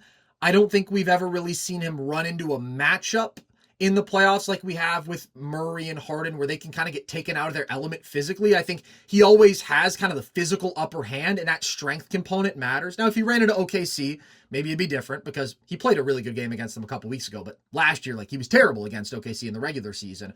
But regardless, he does have a good playoff resume as a scorer, and I do still love that ability to take on important on-ball matchups. Like, I can knock his off-ball defense, but it does matter when you do have a guy who can find a matchup that he likes on one end and score at volume, and who can take on tough matchups on the other end, even if it's just in stretches. Like, those are two very valuable playoff skill sets, I think, specifically. And that's why I like how Brown translates there. So I'm just not as high on him as some because there are some flaws with him on the margins that maybe don't show up in points, rebounds, assists, whatever, but do exist. But he's been the best player on an elite team this year. I just want the team to get the credit they deserve, but also Brown deserves his credit as, of course, an absolute Cal Bears legend. I'll tell you what, best NBA player I ever got to watch wear a Cal jersey in person. So shout out to him for that. Maybe that's the most important thing, and maybe he should be higher than that just because Ivan Rabb snubbed. Ivan Rabb Absolute legend. Oh, just a shame that the league passed him by. If he were born 20 years earlier, it could have been a different story. Maybe, probably not. He wasn't actually that good, but that was a great team, Logan. Thank you for bringing them up. Jabari Bird, Jordan Matthews, I can go on and on. Just Tyrone Wallace. Oh, what a team. The 2016 Cal Bears. I've got Jaylen Brown in my 15 spot, just 2 spots higher than you, and I agree with a lot of the criticisms you had about Jaylen Brown, but I think you hit the nail on the head. He has a really valuable playoff skill set, especially when we're starting from scratch. I love his physicality, his strength. I mean, he can just bully guys to that little mid-range spot. As you mentioned, the consistency of it wanes and waxes, but when he's on, he can just take over games. And I really do value the fact that he can take on opposing teams' best option offensively in the playoffs and lock them up defensively. I mean, I'll never forget him, taking on that Luka matchup, picking him up 94 feet. He's really strong on ball. He's got versatility, quick guards, those bigger wings too. I really do think that's valuable too. And my favorite thing about Brown in the playoffs is interrelated with that strength component. It's how effective he can be as a transition scorer. And so if you have an elite team defense behind him, you saw this in Boston's title run, Brown can get you 8 to 10 maybe, in the best defensive game scenarios, easy in transition. Easy offense. This season, 12.4 points in the paint per game, 7.3 free throw attempts per game, 3.4 fast break points per game. Again, some of these connective offensive flaws are what keep him from being higher, like you mentioned, the high turnover numbers, the sometimes black hole tendencies where we'll get in that scoring mode, and then he is just a 34% catch and shooter. That does matter to me in the team context, but again, when I'm thinking about starting from scratch, this is a guy that can take on the opposing team's best offensive perimeter player. This is a guy that can mismatch attack and just bully smaller and slower and weaker defenders, and he can just eat up efficiency. And so that does matter to me. Ultimately, this is like a tier break to me. The guys behind him, like I mentioned, I have the two-way bigs, and then this is where, if I'm starting from scratch, these are the guys that Brown is the first one where I'm like, okay, offensive number one, maybe not super impactful defensively in totality, right? He can take on those one-on-one matchups, maybe a little bit more limited in the team context. And there are just guys, and specifically Brown versus the guy in my 14 spot and 13 spot, I really debated over considering what they do defensively, but I just believe in their offensive games translating as my number one player more than Jaylen Brown, and that's why he's in my 15 spot. But Brown's having a career year, but I think we're probably going to get some flack because I think a lot of people, with the Celtics' team success and the perception of Brown, a lot of people would probably have him top 10 in their list. I'm just not there with Jaylen Brown. Yeah. I just think you have to give the credit to Derek White for being the and they have so many guys as a ball handler and pull-up shooter and playmaker in great roles that just fit them, right? Even down to like the Neemias Quedas of the world. And you can't underappreciate what they bring to the table for this Boston team.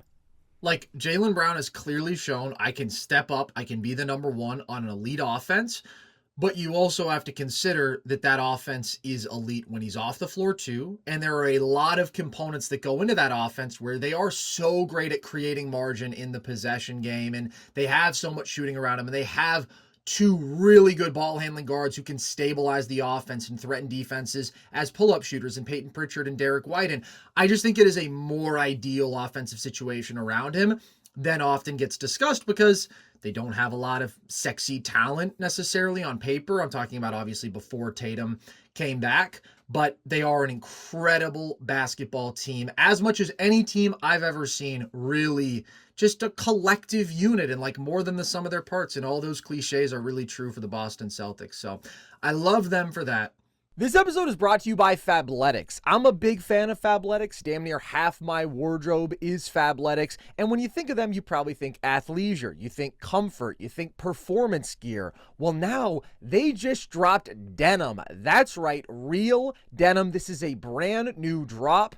And the only downside to great denim, as we all know, is the price. But because this is their launch, new VIPs unlock major savings on their first purchase. So trying this new denim right now actually makes a lot of sense. Carson, I've actually got my Fabletics hoodie on right now. I love shooting the pod in it. I love going to the gym with it on. It's super comfortable and it's super versatile.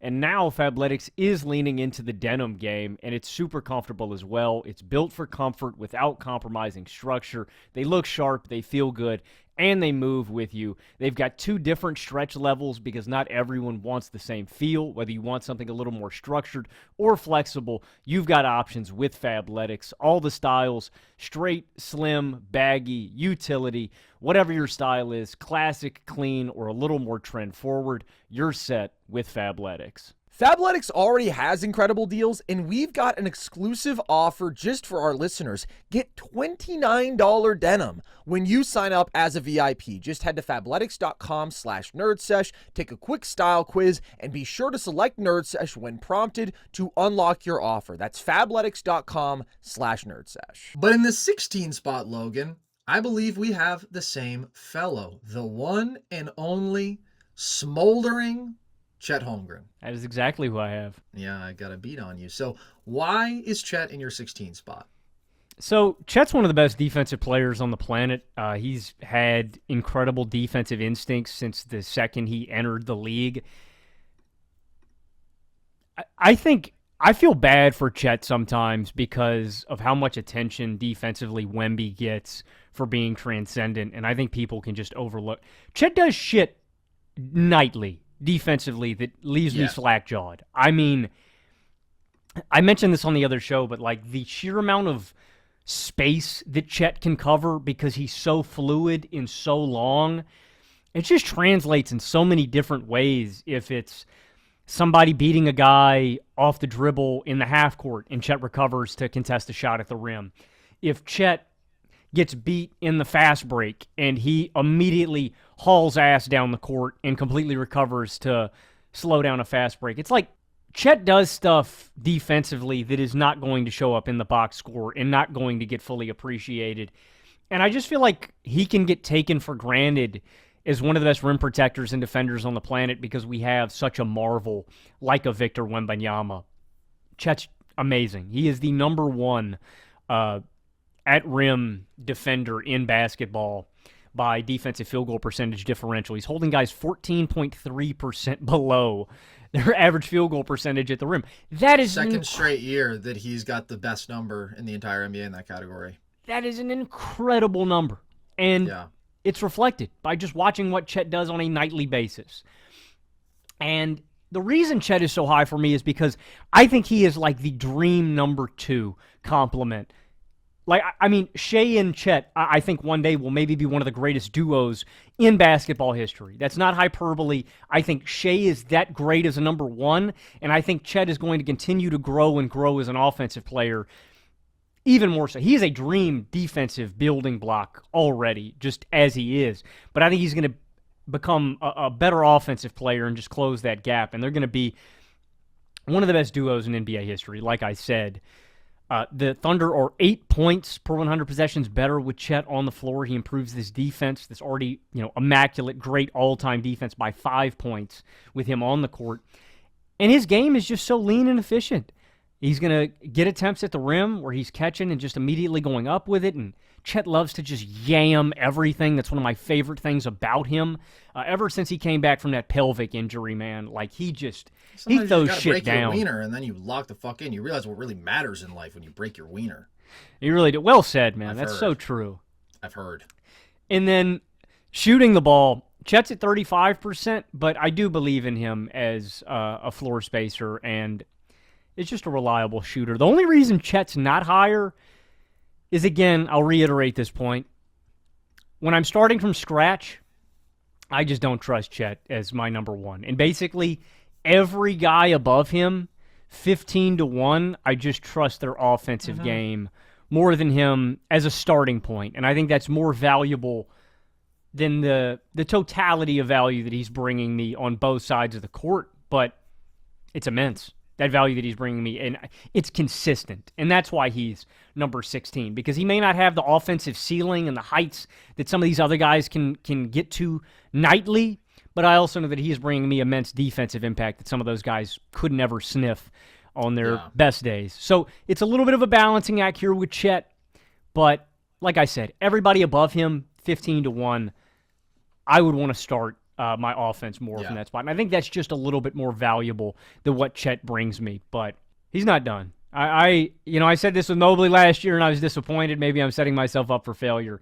I'm a little bit more confident in Chet. I don't think he's done climbing the heights of this list, and I think he's going to continue to get better and better. But 16 feels about right, and we end up on the same page with Chet.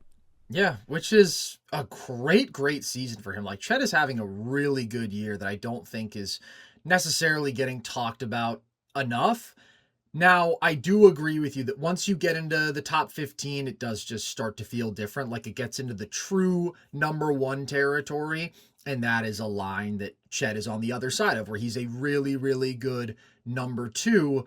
But he is just that, like, he is so damn good, and just like generationally bad PR. It's just really unfortunate. Now, does he help himself? Not even one little bit, bro, talking about oxtails and cornbread and wearing a do-rag. And I truly can't believe that smolder that he did for that game intro. It's one of the craziest looks a human being has ever given. Like, there's so many clips. Chet may be a generational cornball, but he is such an impactful basketball player. So when the discourse starts about, oh my God, I had a friend the other day text me, like, and this guy is a big OKC and Chet hater, and I think he would tell you a very casual basketball fan, but he's like, what does he even do out there? And that shit just drives me up the wall, because it's like, I get it. It's not sexy. He has some ugly moments offensively out there, but defense to begin with is so underappreciated. And when you are a top 3 defender on the planet,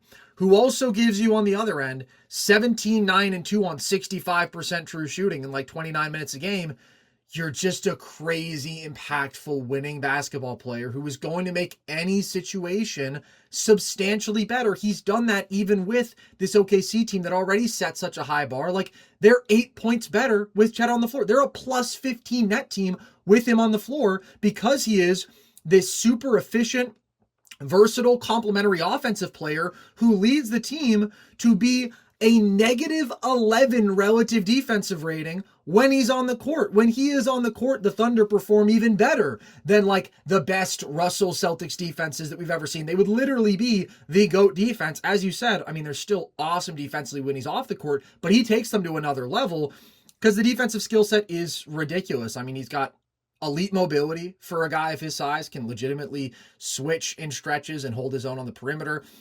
Fluid hips, moves really well. Can I ask you something? Yeah. I mean, I think this probably goes to Robinson and Duncan just off the top of my head, but like, are Holmgren and Hardenstein combined like an all-time rim protection duo? Hardenstein isn't just like that as a rim protector. Like, he's good, not I'm saying great. in tandem in their lineups together, like what they can do together on the inside.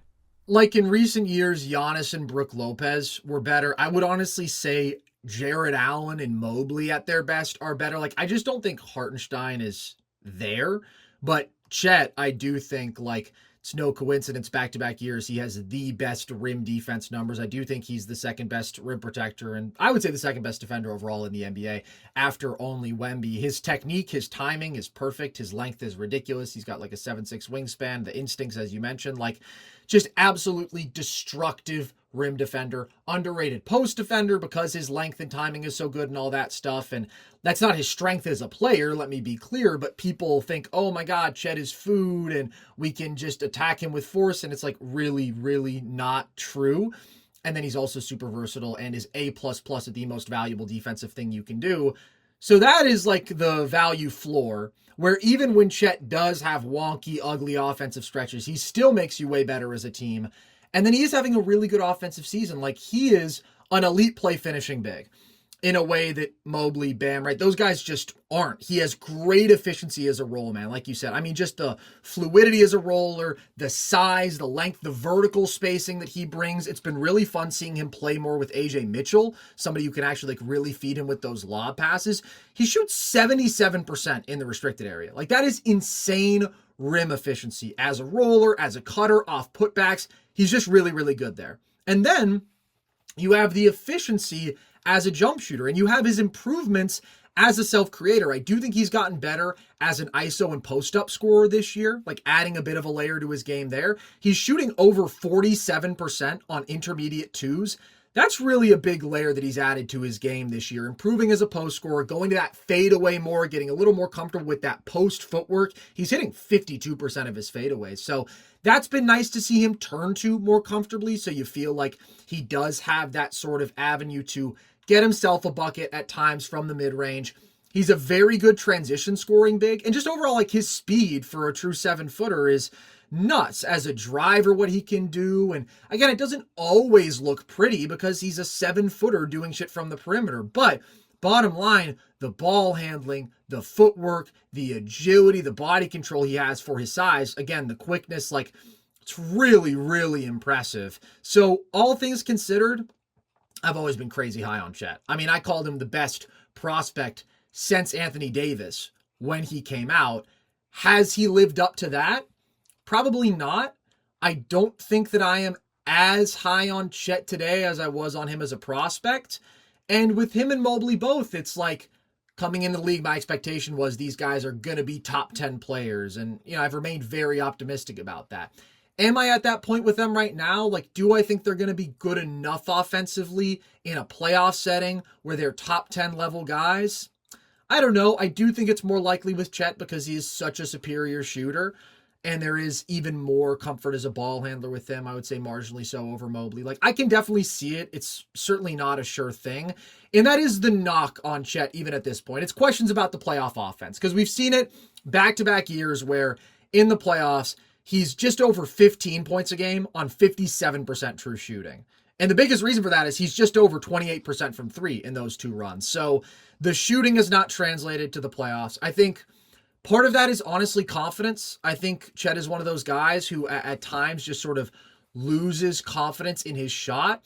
But I also think you've seen some mechanical stuff. I think you've seen at times fatigue in the legs. I think when he misses, he usually misses short and flat, which is a reflection of that. And then the biggest thing I've talked about with Chet is the release being as low as it is, and that making him more susceptible to closeouts and contests than your average gifted 7-foot shooter. Like, there's a lot of examples of this. He got blocked on threes in the playoffs last year, like more than anybody else, I believe. And there was a play where in the Celtics game, they doubled Shea, and Chet is at the top of the key, and Jaylen Brown comes flying in from the nail. And I was like, good God, I know for a fact this shot is going to get blocked because the release isn't quick enough and it's too low. What's and strange Jaylen to me Brown too, blocked it and then just got like a little run out dunk off of that. this is after they've already reworked Chet's jumper. You know what I mean? I know. It is weird. I think, again, the jump shooting talent is good. Maybe he's just always going to have this low release point, and that's just going to be a little wonkiness in terms of his mechanics that it does worry me. Again, when it comes to shooting against contests, when it comes to in those tight playoff environments against really fast defenses that are rotating sharply, we've seen him struggle. I do also think, though, there is a small sample size element of him struggling in back-to-back postseasons. You think he's going to drop off like that again? No, like, I'm not saying it's not real. No, but no. I think he's closer to the shooter he's been in the regular season. I'm not taking any issue with. I'm really worried about him against the Spurs specifically. Oh, yeah. Oh, yeah. I mean, this season, dude, he's 10.5 points per game Yeah. on 39% from the field, 20% from deep, 52.8% true shooting. Like, that matchup, that's Completely where agree. You're talking about him getting in his own head. I think that could be a catastrophically bad series for Chet. That is my single biggest concern for Chet. I wrote this down. I think his impact floor is so high because of the all-world defense, the efficient, versatile offense. I think he's a noticeably better offensive player this year than last year with some of the improvements he's made on the margins. So I am more confident in his playoff offense. But if you run into the Spurs, all bets are off for Chet. Although maybe actually you should just bet on him struggling offensively, because that sort of size and length can overwhelm him. Like, he can't really shoot against Wemby. He can't really get his own offense out of the post against Wemby because he relies on shooting over top of people, which he does not do at all against Wemby. So, yeah. Like, there are just certain plays that stick out. Like, when he got destroyed on that turnaround, I feel like that is emblematic of what kind of happens for Chet against the Spurs. And overall, I mean, it's not just the three-point shooting. We have seen in the playoffs, this is a thing with him and Mobley and these young bigs who like handle really well for their position, but then you get in the playoffs and the pressure ratchets up and the defenses are better, and it's like, all right, can you handle in this environment functionally in traffic? Chet had some issues with that. He had some issues with increased physicality. I thought his decision-making at times was questionable, where it's like, Chet is always trying to find this balance between being aggressive, not being super passive and sort of fading away offensively, but then also not forcing the issue. I thought sometimes in an effort to get himself into the game last year in the playoffs, he started forcing the issue and sort of head down, blindness as a driver, and that wasn't good. He's not a great screener, so he doesn't really amplify Shea in that way where Hartenstein is better at getting him free. Like, I have my criticisms of Chet offensively that I worry about when you put that playoff microscope on him, but I did think about him, and I imagine people will think it's crazy to have him above Jaylen Brown because of the scoring volume with Brown, and I get how Brown can take over a game, absolutely, but like, Chet takes over games all the time. He just does it defensively, and then he's giving you like real positive impact offensively, and that ability to drop into any situation and make the team so much better, I absolutely love. Like, I am super high on Chet. I'm super high on his archetype, and I am going to stand on that opinion. That being said, if it's ugly in the playoffs this year, I think I'll get lower on him. But like, even in the playoffs, the Thunder have been 8 points per 100 better with Chet on the floor, even as he struggled offensively because of all of the ridiculous game-breaking shit that he's doing defensively. So we land on him in the exact same spot. Let's get into the top 15 now, Logan. You had Jaylen Brown in your 15 spot. I'm still going to give it to you for your 14 spot because I've been yapping. Who do you have there? This is where I have Jalen Brunson. And Ooh. Jalen Brunson is one of the most difficult players, I think, to rank on this list in the league, because I think he's better offensively than a lot of guys above him. I'm not going to lie to you. Like, I think I would hear an argument wholeheartedly for him in the top 10. I would hear an argument, I think, for him all the way up to my number 9 spot. And so you may be wondering, if he is that damn good offensively, why is he this low? It is just the fact that he's always going to be the smallest guy on the court and someone that gets relentlessly attacked defensively. And I just can't overlook that. And he's just so bad there. But he has to be this high to me because he is such a great offensive floor raiser. Some of these numbers were staggering to me. So I mentioned the defensive shortcomings. Since joining the Knicks with Brunson, this is a larger sample size. This is literally since he joined New York. They have a 116.6 defensive rating with him on the court. They also have a 121.3 offensive rating with Brunson on the court. This season individually, they are 6 points worse defensively with Brunson on the court than without him. But overall, since joining New York, in the playoffs, and it's baffled me, Brunson is giving you 34 in 7. That's 30 points, 4 boards, and 7 assists on 56.7% true shooting in the playoffs. I mean, Jalen, this is a Playoffs? This is a big sample size, man. Yeah, shout out Jim Moore. That is unbelievable. That is such a high scoring floor every single season in the playoffs. Jalen Brunson is like the sun coming up in the playoffs, man. He is just reliable. Also, with that, he's giving you 7.8 free throw attempts per game in the playoffs. Like, if I am starting and we are just doing this offensively, there is no doubt in my mind Jalen Brunson is top 10. I mean, he is just relentlessly going to give you this kind of offensive output every single game, every single run, every single series. And he's going to do this while also completely suppressing in winning the turnover battle. 2.3 turnovers per game this season. For a guy that has the ball in his hands this much, and I get that Mike Brown has tweaked the offense and they're running more actions and they're getting more guys involved than ever before, that is a special ability in combination. That kind of scoring volume and efficiency while keeping turnovers low, it's something that I don't take for granted whatsoever with Jalen Brunson. And so I have nothing negative to say about Jalen Brunson at all offensively. I have been a fan of Jalen Brunson since his days in Dallas. I think he is a phenomenal player. I love the strength element of this guy's game and how it translates to the playoffs where no matter the matchup, and don't get me wrong, against the best defenses, the best defensive wing, sure, right? Like against Detroit or whoever, they can give him a little trouble. Brunson's still going to get his, and he's still going to lead to great team offensive results because he's always going to get downhill. He's always going to have that strength element, and you just can't stop him from getting to his spots. His strength and footwork is just so immaculate.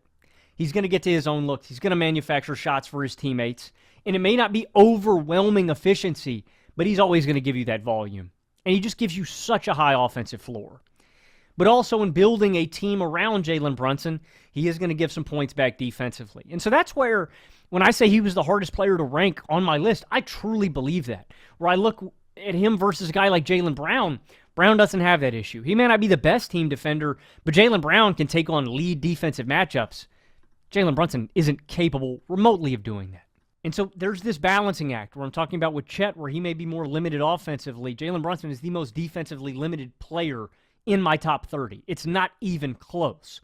So this is where I land with Brunson. I think he's one of the best top 10 offensive players in basketball, but I do think he has his defensive shortcomings that I can't overlook, that even guys in this 13 to 11 range that are above him for me on my list, they're just not that kind of big defensive liability. And so if you wanted to have a guy like Jaylen Brown above him, I would hear that argument. But Brunson is so reliable offensively, year in, year out, game out. I couldn't have him any lower than this. But yeah, man, he was puzzling to me, dude. I love Brunson, but I also recognize the defensive issues that come with building a really elite team around him. Yeah, this is a valid spot to put him. I have him a little bit higher in my 12 spot, and the reason is I do just think his offense is so valuable, and I especially trust it in the playoffs. Like, I thought about him up against a guy like Tyrese Maxey, for example, who I actually think is having a better season, but even though I love Maxey, like, I gotta see him do it in the playoffs. I get that. Brunson has been so damn good in the playoffs offensively. That being said, I've also been someone banging the drum in a big way for how costly his catastrophic defense is. He is an awful defender. As you mentioned, the last couple years, like statistically, the Knicks have been substantially better as a team with Brunson off the court just because their defense is 8.5 points worse with him on the floor. Like, that is crazy. And there's noise in those numbers, but watch the games. Like, there is nothing that Jalen Brunson does on defense but take charges. And he's actually like a decent defender out of the post off of switches because he's got a low center of gravity, but the number of blow-bys that he allows, like, he can be brought into action over and over again. And it sticks out so much in my mind from the playoffs because that's when shit really gets serious and like teams are really like, okay, we are going to pick on you every time down. We are going to attack your weakness as much as we can. And the Pacers would just bring him into every pick and roll. And if he switched, he got cooked. But for the most part, they had him come up and do that little soft-ass show where you're like putting 2 on the ball, but you're not getting anything out of it. He's not pressuring the ball whatsoever. Now you're playing 3-on-4 defensively for no reason. Like, that's the sort of bind that Jalen Brunson puts you in on that side of the ball. That matters a fuck ton, man. Like, that really hurts your team, and you can't ignore that with the defensive results that we've seen, especially in the playoffs when it's been bad. That being said, that limits the ceiling of his impact, and there are other little criticisms you can make, like you mentioned, against the Pistons, Thunder, the super athletic types he's struggled, but also those are the 2 best defenses in the NBA, so once again, it's like, how much of a criticism is that? In the playoffs, like, his efficiency has dropped off a bit, even though the volume has been massive, because he does live off of tougher shots, and the 3-ball hasn't been great for him in the playoffs. I don't really think that's an issue, but the efficiency has been average. The volume's been massive. He's not a natural playmaker. He can get kind of selfish, and I think that's a criticism of him offensively as a player overall, just that he doesn't create great opportunities for teammates. Like, I think in terms of points created, he's well outside the top 10 this year, which is kind of rare for a guard who we think of as being as good offensively as Brunson. That being said, he's such a good scorer, and he is such a versatile on-ball scorer. And there's an ability with him to get to his spots no matter what, in part because his spots are everywhere. But as you mentioned, the combination of strength, elite ball handling, the control, the footwork, the pace at which he plays, keep turnovers low, get to your intermediate game where you're 49% on intermediate twos, and you can barbecue teams like that at crazy volume, shoot 38% from three at high volume, get to the line at a high rate, not quite as high this year as in years past, but you make 42% of your catch and shoot threes, so you can at least play off ball in that way and be effective. And we've seen the Knicks entrust more ball handling and playmaking to McCall, for example, and Brunson has been a great catch and shooter. So that's where I think what he does to raise the floor of an offense is so significant that I had to have him here. But he's not having as good a season as he did last year. Like, offensively, pretty much across the board, scoring, volume, efficiency, like just not quite the same. You get into the playoffs, though, and there are a few guys who are a better bet to give you the sort of offensive volume that Brunson can. And I really do think that stability and that translatability can't be taken for granted. But like you, when I think about building the perfect team around Jalen Brunson, there's so many boxes that I need to check to cover up for him defensively. He can do a lot to buoy my offense, for sure. But compared to the top 11 guys, I just felt it was easier to build around all of them than it is Brunson. So that's where I landed on him at 12. In my 15 spot, I have Devin Booker, who is going to be higher for you, obviously.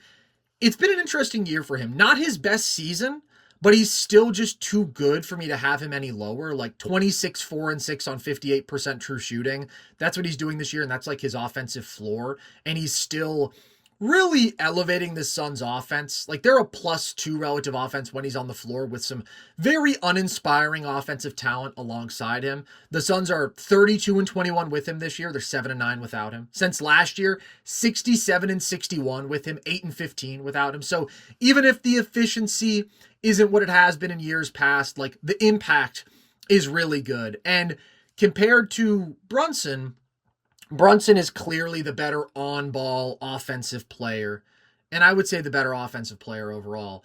But there is a completeness with Book that I think makes it pretty easy to argue he's the better player, because he's still one of the best ISO scorers on the planet. He's top 10 in ISO points per game on 89th percentile efficiency.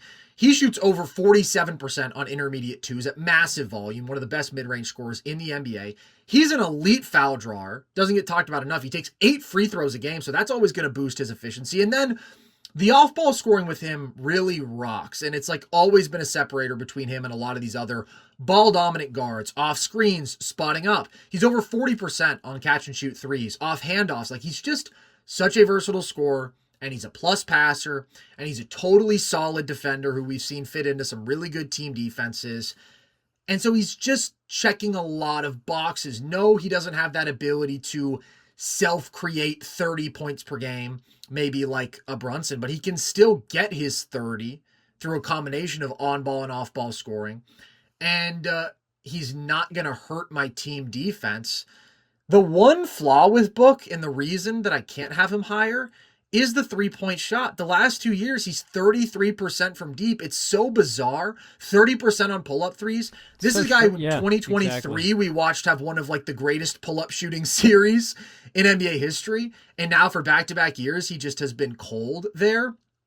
So that does concern me a bit, just considering how much he does live off of the jump shooting. He has the free throw rate to give him something of a floor there, but he can also just live off a very tough shot diet in general, and he doesn't create a ton of advantages. Whereas I feel there are certain guys like a Maxey, like a Donovan Mitchell, whatever, where their speed, their downhill pressure can like kind of break a defense, and they can start just like rattling off buckets at the rim or creating opportunities for teammates like that. Like, Book's never going to do that. He's very much more reliant on the totality of his shot-making skill.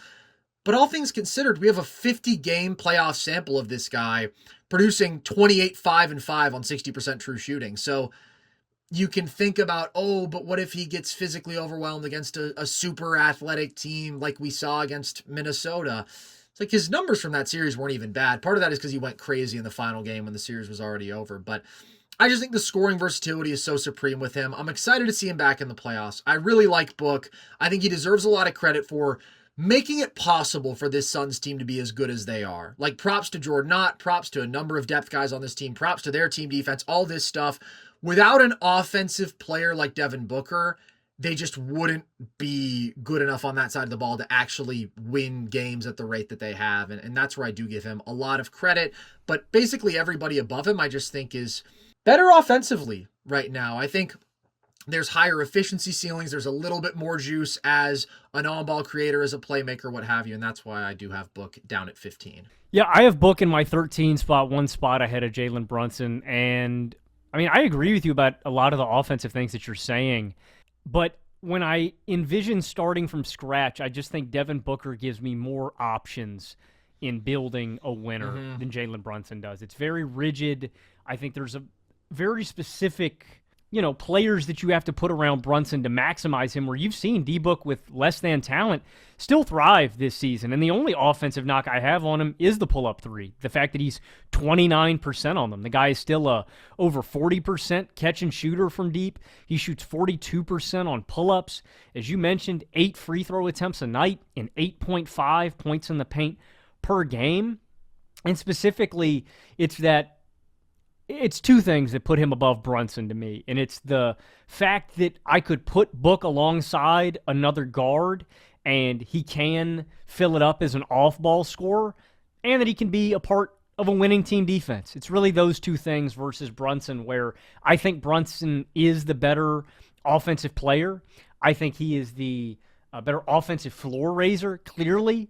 But I just think Book gives me more options when I'm building out the rest of my roster than Brunson does. And I've just been so impressed this year with his ability to elevate this very lackluster Phoenix Suns roster to even being relevant. I legitimately thought the Suns are going to be one of the worst teams in the NBA this season, and they're far from it. As you mentioned, though, for guys above him, I feel like there are guys who are just more unstoppable, and like you mentioned, guys who have athletic advantages or other advantages that Book doesn't have that make me more confident in them imposing their will either in a playoff run or in a full 82-game regular season. But I really like Book. And, I just think he gives me more options in terms of my team building from a place of zero than a guy like Brunson does. But it was close between those two. I totally get it. The one point that I will make in Brunson's favor before we move on is I do think, although his defensive issues are very significant, they have started to feel bigger with Cat on the same team. Now, all this being said, you look up right now and the Knicks are 6th in defensive rating, and their defense has been really good for an extended stretch right now. But I do think we have seen the major issues that Brunson can pose for his team defensively.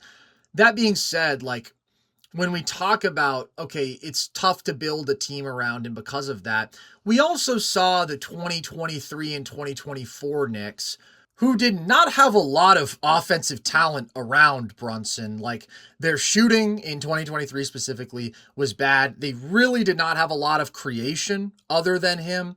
They were great at offensive rebounding. They prioritized a lot of those tough, gritty role player kind of guys. But the offensive burden on Brunson's plate was massive. And Julius Randle was terrible in 2023 in the playoffs. And then he was hurt in 2024 in the playoffs. And Brunson got the team to win a playoff series both those years. Brunson in the playoffs across those 2 years improved their offense by 16 points per 100. And so I think we did see a team build in which they did have less offensive supporting talent, but more defensive talent lead to some very good teams with Jalen Brunson nonetheless. And he did so much to elevate those offenses. So I definitely think you can build a really good team around him. And I don't want to take for granted that he has been the best player on 4 straight years now.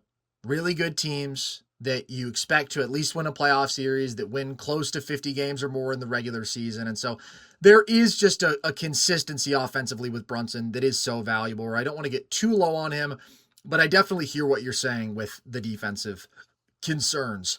In my 14 spot, I have a guy who isn't even on your list, and that's just because of difference in criteria. I have Joel Embiid here.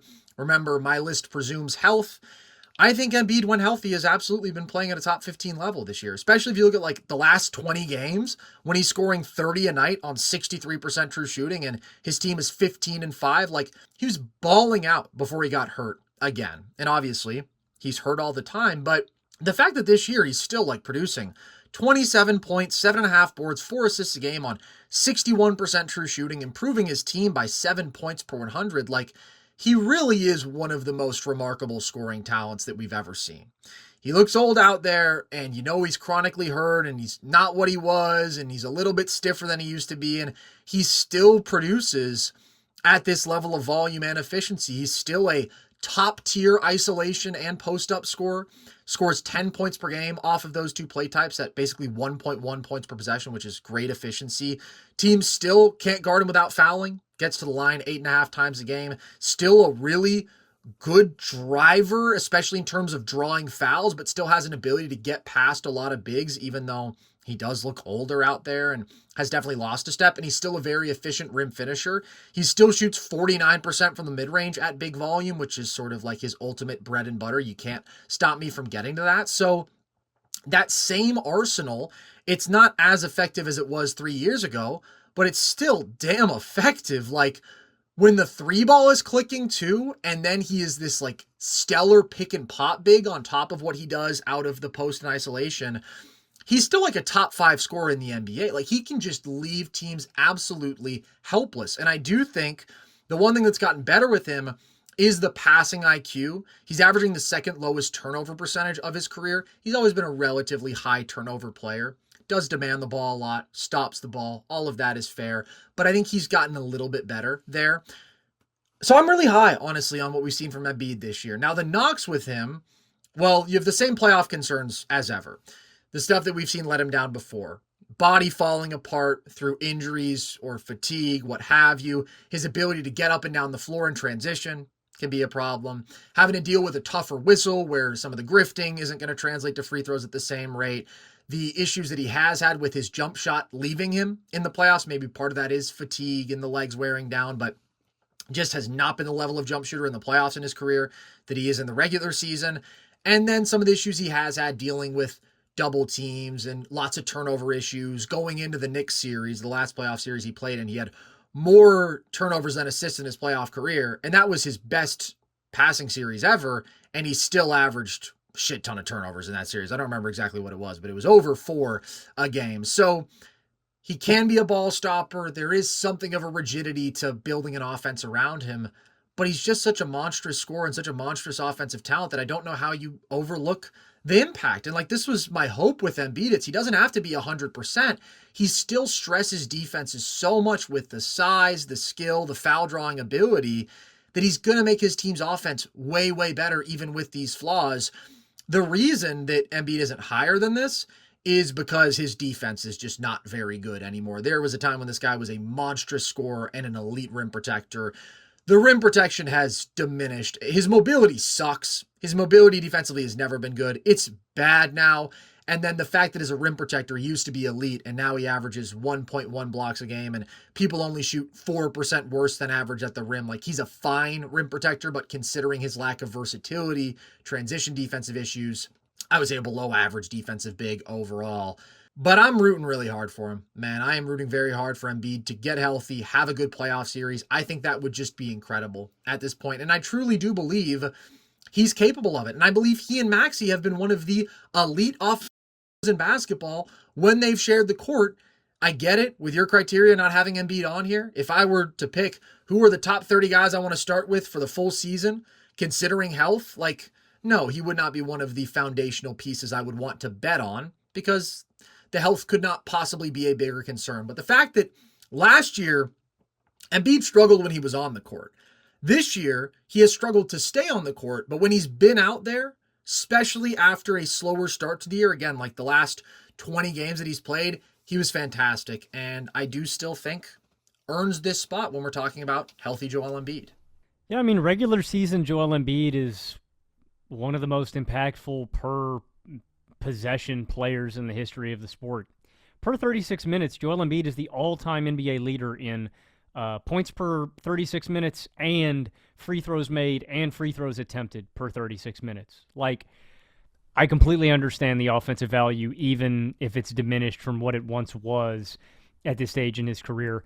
Embiid didn't meet the minimum games requirement that I would have set on guys to make this list. And as you mentioned, I am taking guys for a full 82 games and playoff run. And so Embiid probably wouldn't have been on my radar for this list at all for the past 3 seasons, unfortunately. I mean, I'm rooting for the guy too. I'm not cautiously optimistic, to be honest. I'm not optimistic at all that Joel Embiid will even play 3 games in the playoffs this year. But with the diminished role that he hypothetically could have, it'd be cool to see, man. And I don't mean any disrespect when I say this. I literally just mean it in the type of role. But you think about what a Kristaps Porzingis was able to do, and that was a loaded Boston Celtics squad, but literally give you 15 to 20 minutes a game. And when he was on the court in those minutes, just dominated teams. And so it'd be nice to see Embiid in a role like that where he's not the number one on this team anymore. It's clearly Tyrese Maxey and what he does for this team, game in, game out. But I hope that Embiid could give you 20 minutes a night maybe and dominate offensively in those minutes. It's one of the saddest stories, I think, in NBA history, man. Just the knee injuries before his career ever started and how that has completely overshadowed the great regular season basketball player that Embiid has been for a decade now, man. It'd be nice, but I'm not going to hold my breath. Yeah, I get it. I mean, it kind of just makes it more brutal, though, I feel, at this point, where it's like he has been through every possible lower body injury under the sun and upper body injury, orbital fractures and Bell's palsy, and like he keeps coming back and balling out when he can be on the court. And I just think we can take that for granted. And I'm not going to sit here and pretend that I've been the biggest Joel Embiid guy of all time, but he's just at the phase in his career where I'm just like, happy when he's healthy. I'm happy when he's playing well. I think we saw a stretch when he was healthy enough to be playing extraordinarily well. And if that's what this version of Joel Embiid looks like when he's healthy, I think that's a top 15 player in the NBA. And like him and Maxey, when they share the court, I think they are neck and neck as like best players for this team. It's just obviously Maxey is out there way, way more. So he's the guy for this team for sure. But what Embiid does when he's on the floor is still extremely impactful. He is still one of the biggest problem matchups for any defense in the NBA. That being said, Logan, I do have Tyrese Maxey in my 13 spot. I love the guy. I've loved him since he was a prospect. He's averaging 29, 4, and 7 on 59% true shooting this year. Creates the 5th most points per game in the NBA. Just an elite offensive player. The number 2 transition scorer in the NBA.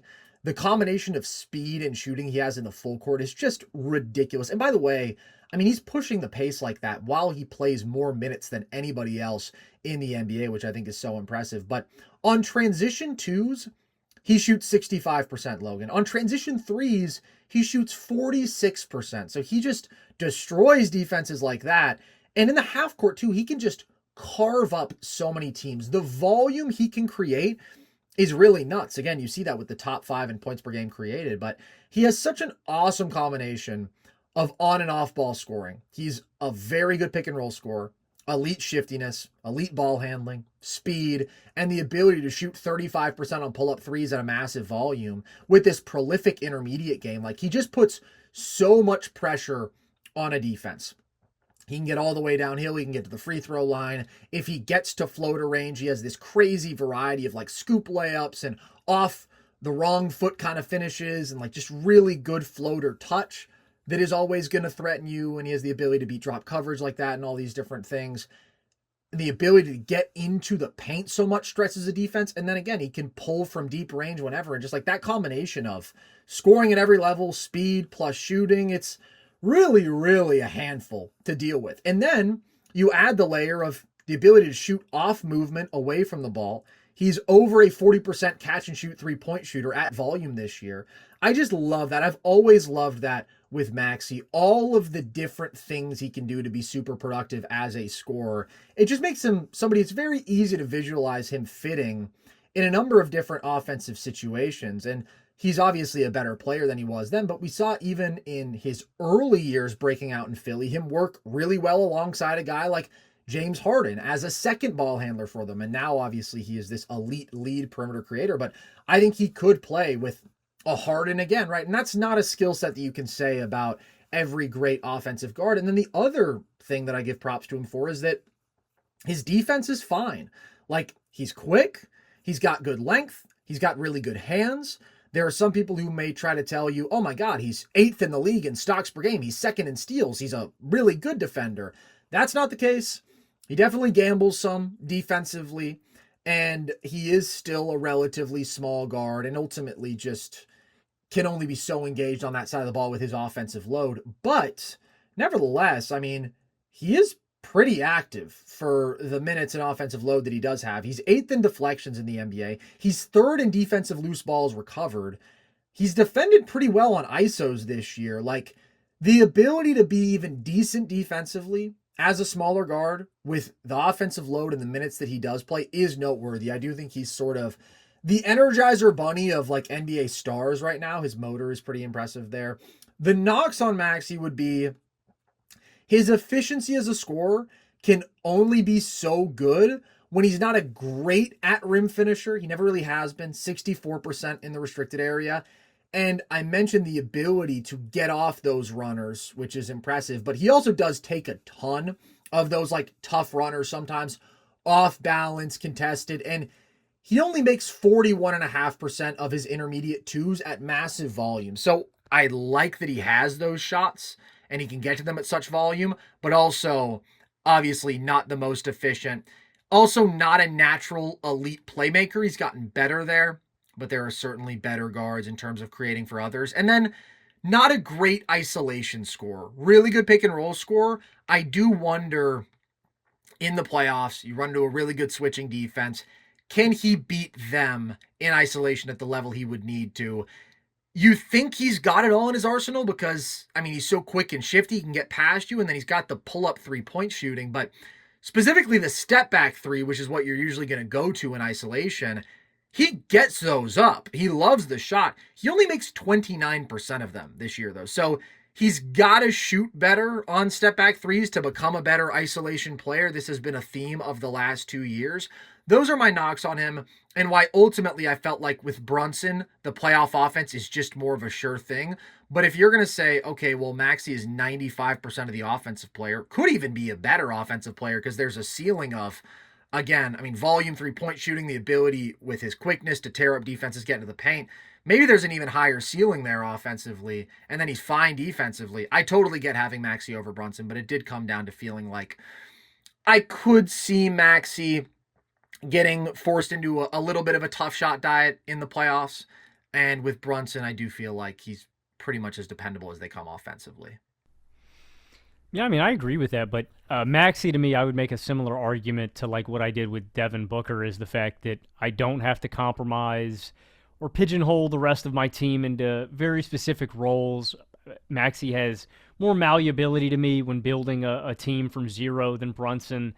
He's got the athletic imposition over a guy like Devin Booker, where I just feel like he can get to easier looks. And I mean, he's shooting 35% on pull-up threes versus a guy like Book shooting 29%, right, which is a big deal to me in their efficiency. And you're mentioning all the things that are crazy about the load that Maxey takes on game to game. The craziest thing is similar to Brunson, his turnover suppression. Maxey just averages 2.4 turnovers per game, and it's really rare and incredible to me that he can take on this kind of offensive volume and responsibility, still be a relatively efficient guy, keep turnovers low, and fully exert himself on defense. Like, I feel like I'm just getting kind of the best of both worlds when I'm talking about some of the things with Book, some of the things with Brunson. I don't know how long Maxey can do this, because like you said, man, watching Maxey, he just seems like he has boundless energy.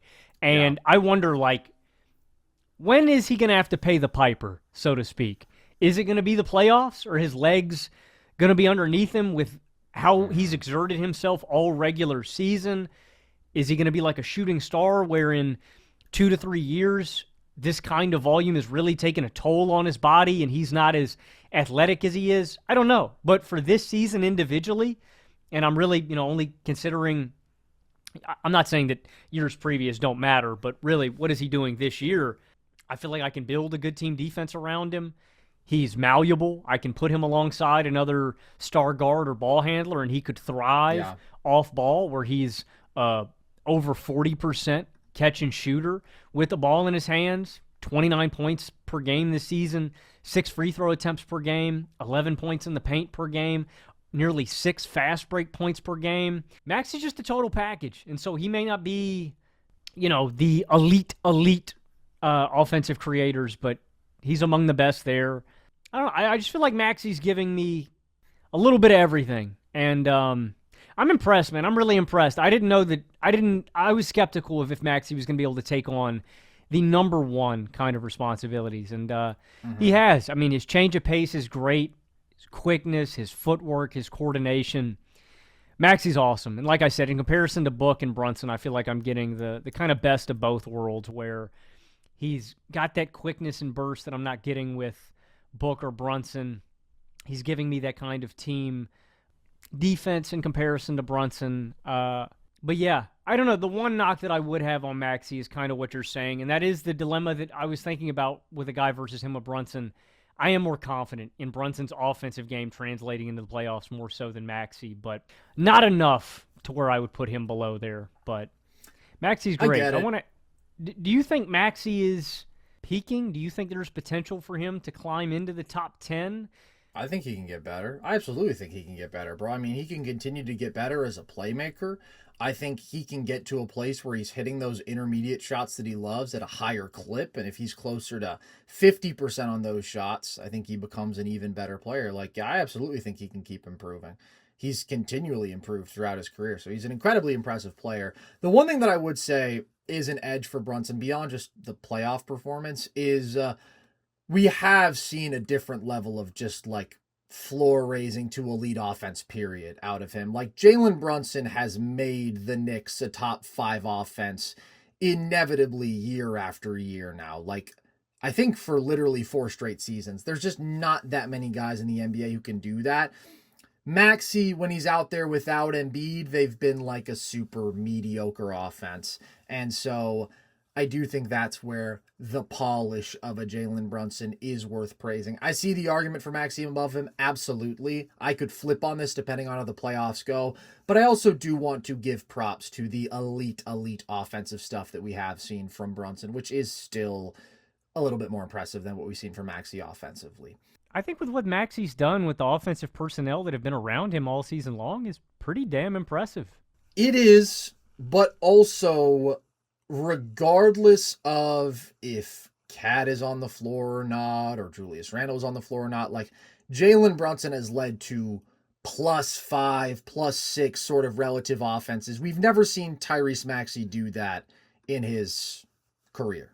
And so I think this year, yeah, like I said, I think Maxey has had the better regular season than Brunson, but there's still a difference in terms of the heights of team offense that we've seen them propel their units to. All that being said, Logan, I have Jalen Brunson in my 12 spot, one ahead of Maxey. You have Maxey in your 12 spot? I do. So who is number 11? This is where I have Kevin Durant. Same here. Brace yourselves. I am going to say some nice things about KD. Oh, here we go. I never thought I'd say this. I'm starting to almost feel bad for Kevin Durant with how people are talking about him with the Rockets this season. Specifically, friend of the show, I saw Joel Moran make a take on Instagram, and he was saying that he thought the Rockets rushed their rebuild. And I just think Kevin Durant is getting way too much of the blame for the Rockets' shortcomings when it's really not his fault, and he's doing basically the same thing that he's done year in, year out, every single season post-Achilles injury. What I would say is Kevin Durant, like most of the rest of the Rockets roster, is being miscast. And it's because of the injuries to 2 very important players to the Rockets system. I underestimated how important both Fred VanVleet and Steven Adams would be to this team's regular season and playoff outcomes. Specifically, Van Vliet being out has now forced this team to really change their offense up completely and find a guy who can be the lead offensive creator from the perimeter, of which they don't have. They've tried it with KD. Teams will just recklessly double and triple team this guy because they don't respect any of the Rockets shooting around him. That's the right way to play the Rockets. Steven Adams being out has eliminated the one really big advantage that the Rockets have had, and that is them being the best rebounding team in basketball, and has wiped away this immaculate second chance points and offensive rebounding and rebounding margin per game that the Rockets have had for the past 2 seasons, and that has been their strength. So I don't think the Rockets rushed their rebuild in any way. I think they made the right decision and capitalized on the opportunity in a market, frankly, being very, very low on a player like Kevin Durant. They didn't give up any. I'm doing that trade 10 times out of 10 to go and get Kevin Durant. I literally just think all of these guys have been miscast and put into roles that they don't belong and that coming into this season they weren't supposed to be in. With Steven Adams out, you were losing valuable center minutes, valuable rebounding production, but more importantly, Sengun is just on an island every single game where teams are saying, all right, we're just going to put Sengun in the action and relentlessly attack this guy, where now that you don't have this immaculate size and strength around him, Sengun is forced to play in the middle, and he just gets cooked and barbecued. Is it Kevin Durant's fault that Sengun is one of the worst defensive big men starting in the league? No. And then offensively, Van Vliet, the thing that I miscalculated, and I mean, you pointed this out when Van Vliet went down, it is simply Van Vliet's ability to put the ball in guys' spots. And that's a really valuable trait, especially when you don't have anybody else that you can trust to literally just control the ball and also literally just handle the ball in the half court. There's nobody they trust to limit turnovers and just literally dribble the ball, which is kind of crazy to say about any team in 2026. The Rockets don't have that guy on their roster. And so I drastically miscalculated how important those guys were to the Rockets' championship recipe. But in no way to me does this reflect on the players that Kevin Durant is at this stage in his career. Kevin Durant, as critical as I've been of the guy, and I still think he's a bad teammate, the guy's still giving you 26, 5.5, and 4.5 on 63.3% true shooting. Damn near 50, 40, 90 splits again. And when I think about starting from scratch, that's a guy I want on my team. He's going to rebound at a decently high level for his position, and I get his rebounding numbers are down because he plays for a jumbo-sized team that has a bunch of other tall guys getting boards. It's not that KD can't rebound anymore. KD is still going to be a good playmaker and decision-maker for his size. Is he elite there? No. We've seen him overwhelmed and crumble when he's tasked with lead ball-handling responsibilities. Again, that's not what he's supposed to be doing at this stage. I think the Rockets' lack of team success and that disappointment has bled over and unfortunately been attributed to Kevin Durant in a way that I just think is misguided and miscalculated, and it doesn't make me look at Kevin Durant differently as the individual basketball player. I think the Rockets' team shortcomings are team shortcomings. It's the fact that nobody respects any of their perimeter shooters with any of the lineups that they go to. It's the fact that Van Vliet and Adams are gone, and they don't have a point guard. Like, there is such an abundance of issues in totality with the Rockets roster that are not Kevin Durant's sole responsibility. And so, even as a resident Kevin Durant hater, I can't put him any lower than this because I just think Kevin Durant is miscast. I think if those guys were healthy and KD was in the role that he was supposed to be in coming into this season, the Rockets would be a championship contender. They would be near the top of the West, and I think people would be fawning over the fact that KD is thriving in this situation.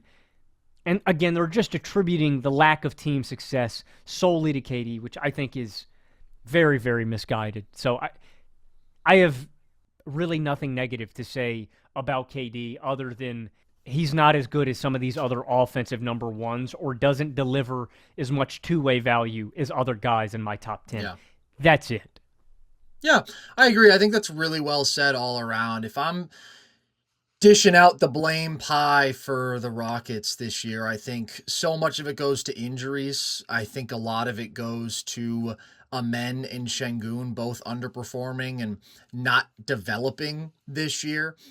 And then I think it's just a weird roster build. Like you said, the lack of ball handling and the lack of shooting. Like, Kevin Durant at this stage in his career is not somebody who can save a half-court offense. He cannot take on that sort of volume as a lead creator for you. He's not a true number one option in that way.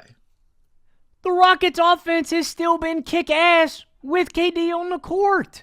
Well, that is true. The really, really damning stat for people who are going to try to put this on KD instead of Şengün and the totality of this team, whatever. When KD is on the court without Şengün, they're a plus 13 net team. And that's over like a big sample. Yeah, so they've been kicking ass in those lineups. The Rockets have just built a very weird team. It's not any one particular person's fault. It hasn't worked out. Injuries have been devastating. That being said, I am a little bit lower on KD than last year, just marginally so. In so many ways, he is the same player. Like, the numbers are so similar. He's still a crazy scorer, this elite combination of on and off ball scoring. He makes 54% of his intermediate twos, which is just absurd, and scores over 11 points per game on those shots. He's over 40% from three. Like, it's Kevin Durant. It's the same formula it's been for the last few years. He is super efficient at the rim, doesn't drive much, but nevertheless very efficient there. He gets to line 6 times a game. He makes 89% of those shots. Like, he can get a hyper-efficient 26 points per game until the day he dies. I do believe that. And like you said, he's improved the offense by over 5 points when he's on the court. And defensively, the Rockets have been underwhelming. That's not really on KD. He is still a legitimately good secondary rim protector. He's still a solid on-ball wing defender. Like, KD is an excellent basketball player. And I think if dropped into the ideal situation, can be the best player on a great team. It just requires a lot of boxes to be checked. But can he be like the co-best player or narrowly the second best player on a championship level team? Like, I still think that's possible. Still think he's that good. I think the criticism of him is he cannot take over a game at this point. Like, even guys below him, a Brunson or a Maxey could. Like, and compared to the top 10 guys, because of that, he is not a building block for a team at that level. He's so efficient and he's so versatile that I'll take him here. But when I think about guys in my 9 and 10 spot, I won't spoil the order, but like Cade Cunningham, Donovan Mitchell, those sort of guys, I think they give you more juice as creators and as foundations for an offense at this point. Like, KD is 25th in the NBA in points per game created. He's just not a real lead offensive option at this point. He is a very efficient, balanced scorer. Again, he can fit in and be a slight plus on a good team defense, all this stuff. But on ball, he has some turnover issues when you put a big burden on his plate. He has some issues against elite athletes and like big physicality. And I think it's just a bit too easy to keep his volume in check. Like, look at the Lakers games, which are frankly damning for the whole Rockets team because they're able to trap and double KD so much knowing that he doesn't have the offensive skill around them to punish him.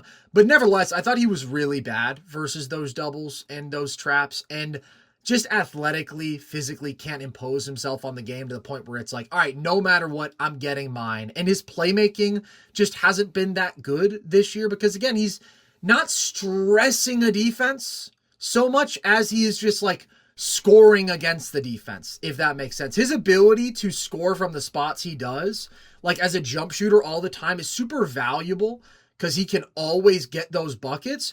But it is different from like the speed of a Maxey always being a threat, the ability of a Brunson to chisel his way 10 to 12 feet out where he's collapsing the defense. Like, KD isn't really doing that at this point in his career. So it's sort of like you have a great individual scorer and you have a solid plus swing defender, and like, go make it work with that guy. But that is going to require that you do put ball handling and shooting around him and certain things, whereas I think there are other guys who just individually do more to lift the floor for an offense. That being said, I still think it's just so easy to envision KD fitting in so many different spots. Unfortunately, I think this ended up being a very difficult spot for him given that Van Vliet went down. But I would still take the buildability I have with him over everyone below him, because even though I'm saying Brunson, Maxey, they can do more in terms of volume to raise the floor, whatever. KD's efficiency, KD being a slight plus defensively, like, I just still think it's so easy to drop him onto teams and he'll have a significant positive impact. Well said. And that's where I came down with KD. The ideal role, I think, for him would be something similar to a Kyrie Irving next to Luka Doncic, where, I mean, that is like the dream scenario. And I think there are teams that, I don't know, if I'm the Rockets and I can bring everybody back and Van Vliet will get healthy, and I'm holding on to KD, right? Like, I think that there's still maybe I do something with Sengun, honestly. That might be the hammer that I got to bring down on this Rockets team. But there are other teams that, if I dropped KD and if we could do a swap with a certain amount of players and actually make it work, oh my God, he raises the ceiling of these teams so high. Like the dream scenario, if I could just take KD off the Rockets and drop him somewhere, imagine if you put him alongside Cade in Detroit. Bam! That's a title team right there. You know what I mean? Like, let's put KD in Minnesota and we do a swap there where you've got this elite defense behind them and he can play next to Ant. Now, granted, I still think you may see some actual point guard issues arise there in Minnesota. They've got other issues, but KD is like your secondary offensive guy. That is a dream come true, and I still fundamentally believe that it works.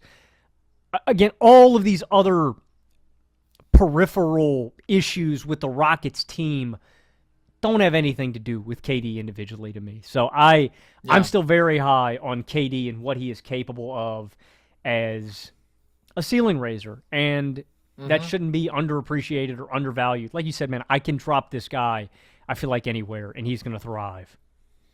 I think you said it perfectly. Unfortunately, I don't think we're going to see him have that opportunity to play like his true number 2 role. I don't know that he's going to get that arc, but oh my God, as like an elite off-ball scorer, as an elite isolation scorer, you just need to give you whatever, 25 a game. Like, we know how easily he can do that. It's just, is he a primary ball handler at this point? No. Is he an upper echelon playmaker? No. And can he create the same scoring volume he used to? No. That's why KD is not the same player that he once was, but he is still really good. And again, it's like, if not for Sengun's defense and like some of the major issues he's posed on that side of the ball, again, when KD's out there without Sengun, like, the Rockets are a ridiculous defense and they're still a plus offense. And that's with KD having a big offensive load on his plate. So I appreciate you going to bat for him in terms of his responsibility here. That being said, I think KD is always going to be a big time punching bag because nobody likes him. And honestly, considering what we saw in the Twitter DMs, if they are real, that is super fair. But in the minutes without Sengun, man, he also ramps up his scoring volume to 30 points per 75 and pretty much maintains his efficiency, like 62% true shooting. The turnovers are an issue, but KD is still a really, really good basketball player, and Houston's struggles are due to a number of things. Yeah, I go pretty far down the list before I go to KD, especially considering what you said, what they gave up. Like, they rushed the rebuild. What are you saying? Like, they'd be flourishing Amen and Sengun if KD wasn't on the team? Because who gives a fuck? I miss Jalen Green. Jalen Green so was a much. negative. Thank God they got off of Jalen Green. Like, I just don't buy that at all. Just because something doesn't lead to a championship doesn't mean it was a mistake. If we ran the different simulation of this season where they just have Jalen Green on this team, their worst basketball team, like, significantly so. So, KD, he's always going to get his fair share of hate. That being said, Logan, he doesn't make either of our top 10s. We will be getting into that tomorrow. We're going back-to-back now since we had to push this episode today. Appreciate you guys. Hope you enjoyed. Hope you are looking forward to the top 10 and hope you are enjoying all the March Madness basketball. By the way, Logan, as we were recording this episode, Duke very nearly lost to Siena. Yeah. So, thank God. Thank God they got away with it. Although, honestly, who cares? Oh, yeah, let's recap 20-11. You're so good. You're so money and you don't even know it. Go ahead. 20-11. In my 20 spot, I have James Harden. In my 19 spot, I have Jamal Murray. 18, Bam Adebayo. 17, Evan Mobley. 16, Chet Holmgren. 15, Jaylen Brown. 14, Jalen Brunson. 13, Devin Booker. 12, Tyrese Maxey. And number 11, Kevin Durant. In my 20 spot, I had Zion Williamson at 19, James Harden, 18, Jamal Murray, 17, Jaylen Brown, 16, Chet Holmgren, 15, Devin Booker, 14, Joel Embiid, 13, Tyrese Maxey, 12, Jalen Brunson, and number 11, Kevin Durant. We will see you guys tomorrow for the top 10. If you can't wait until then, if you're fiending, if you need even more Nerd Sesh, you know where to find all of our stuff, all full episodes and video essays on our YouTube channel. You can listen to all full episodes across all audio platforms, and you can follow all of our trivia and daily social media content, TikTok and Instagram at NerdSesh, Twitter at Nerd_Sesh. So with that, as always, we appreciate you guys oh so much. I've been Carson Brabber. I've been Logan Camden. And this was Nerd Sesh.